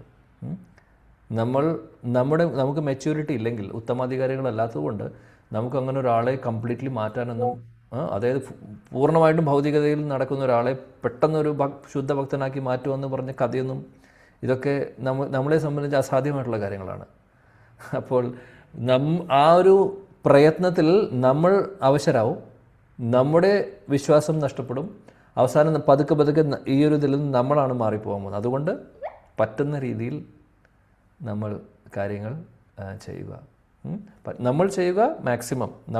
നമ്മുടെ ചേഞ്ചസ് നമുക്ക് കൊണ്ടുവരാൻ സാധിക്കും. നമ്മുടെ എഫേർട്ട് നമ്മൾ എടുക്കുക, നമുക്ക് വേണ്ടി. കൂട്ടത്തിൽ മറ്റുള്ളവരെ സഹായിക്കാൻ നോക്കുക. അതാണ് ചെയ്യേണ്ടത്. Right, okay. പ്രഭുജിയുടെ ഭഗവത്ഗീത ക്ലാസ് യൂട്യൂബിൽ നിന്ന് കുറച്ചൊക്കെ ഞാൻ കേട്ടിട്ടുണ്ട്. ഇപ്പം 15ാമത്തെ അധ്യായം ഞാൻ കേട്ടു. അത് പിന്നെ പ്ലേ ലിസ്റ്റായിട്ട് ലഭ്യമാക്കി തരാൻ പറ്റുമോ? അത് അങ്ങനെ നല്ലതായിട്ട് എനിക്ക് ഒരു ക്ലാസ് പഠിക്കാൻ കിട്ടിയിട്ടില്ല. ആഗ്രഹമുണ്ട് ആത്മാവിനെ പ്ലേ ലിസ്റ്റ് ആയിട്ട് ഉണ്ടെന്നാണ് ഞാൻ വിശ്വസിക്കുന്നത്. ഒന്നുകൂടെ ഞാൻ നോക്കട്ടെ. ഇത് കുറച്ചായി ആക്ച്വലി, ഇടയ്ക്ക് ഗ്യാപ്സും വരുന്നുണ്ട്. ആക്ച്വലി ഇന്ന് ചൊവ്വാഴ്ച ദിവസങ്ങളിൽ 1 മണിക്കൂർ മുമ്പാണ് ഈ ക്ലാസ് നടക്കേണ്ടത്. ഇന്ന് സാധിച്ചില്ല. ഞാൻ ഓഫീസിൽ നിന്ന് വരുമ്പോൾ ലേറ്റ് ആകുമ്പോൾ സാധിക്കുന്നില്ല. അപ്പോൾ അതും ഒന്ന് 15 അധ്യായമായിട്ട് കുറച്ചായി നിൽക്കുന്നു. പ്ലേലിസ്റ്റ് ഉണ്ട്, ഞാൻ അത് അയച്ചു തരാം. Okay, thank U. വേറെ ഒരു വിജി മാതാജി ചോദിച്ചിരുന്നു, പറയൂ. പ്രഭുജി പറഞ്ഞില്ലേ, എന്താ പറയാ, ഭഗവാന്റെ 3 ഗുണങ്ങളെ പറ്റിയിട്ട് വ്യാസദേവന്റെ ശിഷ്യന്മാര് സംസാരിച്ചിരുന്നു എന്ന് പറഞ്ഞു. അത് 1, 10, 14, 1, പിന്നെ 3, 2, 23. ബാക്കി ഏതാ? 10, 21, 5. 10, 21, 5. 10, 21, 5. ഓക്കെ. ഹരേ കൃഷ്ണ പ്രഭുജി, താങ്ക് യു. ഹരേ കൃഷ്ണ പ്രഭു. പ്രഭു, നമുക്ക് ഈ വേദവ്യാസ ഭഗവാനെ നേരിട്ട് കണ്ടതാണോ അതോ നാരദ മുനിയിൽ നിന്നും കേട്ടറിഞ്ഞതാണോ? അതെങ്ങനെയാണ്? വേദവ്യാസൻ ഭാഗവതം കേട്ടതോ? ഭഗവാനെ നേരിട്ട് കണ്ട് ഭഗവാനെ. വ്യാസദേവൻ ശക്തിയാവേശ അവതാരമാണ്. അദ്ദേഹത്തിന്റെ ഹൃദയത്തിൽ ഓൾറെഡി ഭാഗവതം ഉണ്ട്. കാര്യം അദ്ദേഹത്തിന് അറിയാം. പക്ഷേ അത് നല്ലൊരു ചോദ്യമായിരുന്നു മാതാജിയുടെ. കാര്യം നമ്മുടെ ആചാര്യന്മാർ ഇതിന് എക്സ്പ്ലനേഷൻ പറയുന്നുണ്ട്. വ്യാസദേവന് അറിയാത്തതല്ല ഭാഗവതം. നാരദമുനി വന്ന് അദ്ദേഹത്തെ ഇൻസ്പയർ ചെയ്യുകയാണ് ചെയ്യുന്നത്. ആക്ച്വലി നമ്മൾ അടുത്ത അധ്യായത്തിൽ, അല്ലെങ്കിൽ ഈ അധ്യായത്തിൻ്റെ തുടക്കത്തിൽ തന്നെ നമ്മളിനി പഠിക്കാൻ പോകുന്നതാണ്. നാരദമുനി അവിടെ വന്ന് വ്യാസദേവനെ ഇൻസ്പയർ ചെയ്യുന്നു. കാര്യം ആ ഒരു ഗുരുവിൽ നിന്ന് ആ ഇൻസ്പിറേഷൻ കിട്ടുമ്പോഴാണ്, ഓൾറെഡി വ്യാസദേവൻ്റെ ഉള്ളിലുണ്ട്, പക്ഷെ അതിനൊരു ചെറിയൊരു മൂടിയിരിക്കുകയാണ്. അപ്പോൾ അതിനെ പുറത്ത് കൊണ്ടുവരുവാണ് നാരദമുനി. എന്നിട്ട് അദ്ദേഹത്തെ പ്രോത്സാഹിപ്പിക്കുന്നു. അങ്ങനെയാണ് പിന്നീട് അദ്ദേഹം ഇത് എഴുതുന്നത്. ഇതിനെ ഭാഗവതം അദ്ദേഹം എഴുതുന്നത്. പക്ഷേ നാരദമുനി പറഞ്ഞു കൊടുക്കുന്നു. ഓഫ് കോഴ്സ്, കാര്യം നാരദമുനിയിൽ നിന്നും അദ്ദേഹം കേൾക്കുന്നു. അപ്പോഴാണ് അദ്ദേഹത്തിൻ്റെ ഉള്ളിലുള്ളത് പുറത്തേക്ക് വരുന്നത്. കാര്യം ബ്രഹ്മാവ് നാരദമുനിക്ക് പറഞ്ഞു കൊടുക്കുന്നുണ്ട്. ബ്രഹ്മാവിന് നേരിട്ട് ഭഗവാൻ ഭാഗവതം പറഞ്ഞു കൊടുക്കുന്നു. ബ്രഹ്മാവിൻ്റെ ശിഷ്യനാണ് നാരദമുനി. നാരദമുനിക്ക് ബ്രഹ്മാവ് പറഞ്ഞു കൊടുക്കുന്നു. അപ്പോൾ നാരദമുനിയിൽ നിന്ന് വ്യാസദേവനും കേൾക്കുന്നു. അപ്പോൾ അതിൻ്റെ അർത്ഥം വ്യാസദേവൻ ഒന്നും അറിയാത്ത ഒരാളായിരുന്നില്ല. അദ്ദേഹം ശക്തിയാവേശ അവതാരമായതുകൊണ്ട് അദ്ദേഹത്തിന് അറിയാം. പക്ഷേ അവിടെ ഒരു ഗുരുവിൻ്റെ ഇൻവോൾവ്മെൻ്റ് ആവശ്യമായിരുന്നു. കാര്യം അവിടെ കുറച്ച് കാര്യങ്ങൾ മൂടിയിരിക്കുമായിരുന്നു. അതിനെ പുറത്ത് കൊണ്ടുവന്ന് എന്തിനാണ് പ്രാധാന്യം കൊടുക്കേണ്ടത് എന്നുള്ളതൊക്കെ അപ്പോൾ നാരദമുനി ഒന്നും കൂടെ റിപ്പീറ്റ് ചെയ്ത് കൊടുത്തു. അങ്ങനെ വ്യാസദേവന് അദ്ദേഹം പിന്നീട് ഭാഗവതം എഴുതാൻ തീരുമാനിക്കുന്നു. അങ്ങനെയാണ് സംഭവിക്കുന്നത്. ഓക്കെ മാതാജി, ഹരേ കൃഷ്ണ. Thank you. ഹരേ കൃഷ്ണ. ചോദിച്ചോട്ടെ. അവസാനത്തെ ചോദ്യം ആർക്കെങ്കിലും ഉണ്ടെങ്കിൽ ചോദിക്കാം. ഓക്കെ, താങ്ക് യു പ്രഭു. എല്ലാവർക്കും നമുക്കിതുപോലെ സംശയം ചോദിക്കാൻ ഒരു 10 നിമിഷം കൂടെ അദ്ദേഹത്തിന്റെ വീണ് കിട്ടിയിട്ടുണ്ട്. ഹരേ കൃഷ്ണ പ്രഭു. ഹരേ കൃഷ്ണ. പറഞ്ഞോട്ടെ. ചോദ്യമാണോ? ചോദ്യമാണെങ്കിൽ ചോദിക്കൂ. അല്ല പ്രഭുവിന്റെ ഭഗവാന്റെ രൂപവും സൗന്ദര്യവും ലീലകളും ഒക്കെ വർണ്ണിച്ചപ്പോ കണ്ണുടച്ചിരുന്ന് ഭഗവാനെ ഒരു നിമിഷം ധ്യാനിച്ച ആ ഇരിപ്പം ഇരുന്നു പോയി. സത്യം പറയാമല്ലോ, ഇത്ര മനോഹരമായ രൂപം നല്ലതുപോലെ വിവരിച്ചു തന്നത് പ്രഭുവിന് ഒരു കോടി പ്രണാമം. ഹരേ കൃഷ്ണ. ആ രൂപം മനസ്സിൽ നിന്നും പോകാതിരിക്കാൻ ഭഗവാനോട് പ്രാർത്ഥിക്കുന്നു. ഹരേ കൃഷ്ണ. എന്തോ ഒരു അനുഭൂതി ആ ഇരിപ്പിലങ്ങ് ഇരുന്നു പോയി. ഹരേ കൃഷ്ണ പ്രഭു. എല്ലാം ബ്രഹ്മാവ് കാണുന്ന രൂപമാണ് ശുകദേവ് ഗോസ്വാമി ഇവിടെ ഭാഗവതത്തിൽ പറയുന്നത്. അത് വായിച്ചു റിപ്പീറ്റ് ചെയ്തു, അത്രയേ ഉള്ളൂ. എന്താണെങ്കിലും ഹൃദയത്തിൽ ഭഗവാന്റെ രൂപം തെളിഞ്ഞെങ്കിൽ അതെല്ലാം. ഹരേ കൃഷ്ണ. എനിക്കും അത് ഫീൽ ചെയ്തു പ്രഭു പറയുമ്പോ, അങ്ങനെ ആ ഒരു മുഖം അത് കണ്ട് ഉള്ളിട്ടും എനിക്കും നന്നായി ഫീൽ ചെയ്തു. അത് ദശമസ്കന്ധം വരെ വെയിറ്റ് ചെയ്യൂ, അവിടെ ലീലകൾ ഇരിക്കുവാണ് ഭഗവാന്റെ. ഞാനും 6 ദിവസത്തിന് വേണ്ടി കാത്തിരിക്കുകയാണ്. എന്ന് അവിടെ എത്തുന്ന അറിയില്ല. പക്ഷേ അമൃത് എന്ന് പറഞ്ഞു കഴിഞ്ഞാൽ അമൃതിൻ്റെ എന്താ പറയേണ്ടത്, സാഗരം, മഹാസാഗരമാണ്. ശുകദേവ് ഗോസ്വാമി പറയുന്നു. അതേപോലെ അതിൻ്റെ മുകളിൽ നമ്മുടെ വിശ്വനാഥ് ചക്രവർത്തി ഠാക്കൂറും ജീവഗോസ്വാമിയും സനാതൻ ഗോസ്വാമിയുമായി ഒരുപാട് ആചാര്യന്മാർ അതിനെ എക്സ്പ്ലെയിൻ ചെയ്യുന്നു. അതിനൊക്കെ വേണ്ടി നമ്മൾ വെയിറ്റ് ചെയ്യുക, ഭഗവാനോട് പ്രാർത്ഥിക്കുക. അതിനുള്ള ആയുസ്സും ആരോഗ്യവും ഇതേപോലുള്ള ഉത്സാഹവും നമുക്ക് എല്ലാവർക്കും ഉണ്ടാവട്ടെ. ദശമസ്കന്ധം വരെ എത്താൻ ഭഗവാൻ അനുഗ്രഹിക്കട്ടെ. ഹരേ കൃഷ്ണ. Thank you. ഹരേ കൃഷ്ണ. വളരെ വളരെ സർപ്രൈസുകളും വളരെ അമൃതതുല്യമായിട്ടുള്ള ഓരോ കാര്യങ്ങൾ ഇനി നമുക്ക് വരാൻ കിടക്കുന്നു. എല്ലാവരും 100 കാര്യങ്ങളുണ്ടായാലും എല്ലാം മാറ്റിവെച്ചിട്ട് വന്നിട്ടുള്ള എല്ലാവർക്കും വേണ്ടിയിട്ടും മുടങ്ങാതെ വന്ന പ്രഭുജിക്ക് വേണ്ടിയിട്ട് നമ്മൾ 3 പ്രാവശ്യം ഹരേ കൃഷ്ണ മഹാമന്ത്രം പറഞ്ഞു ചെയ്യാം. ഹരേ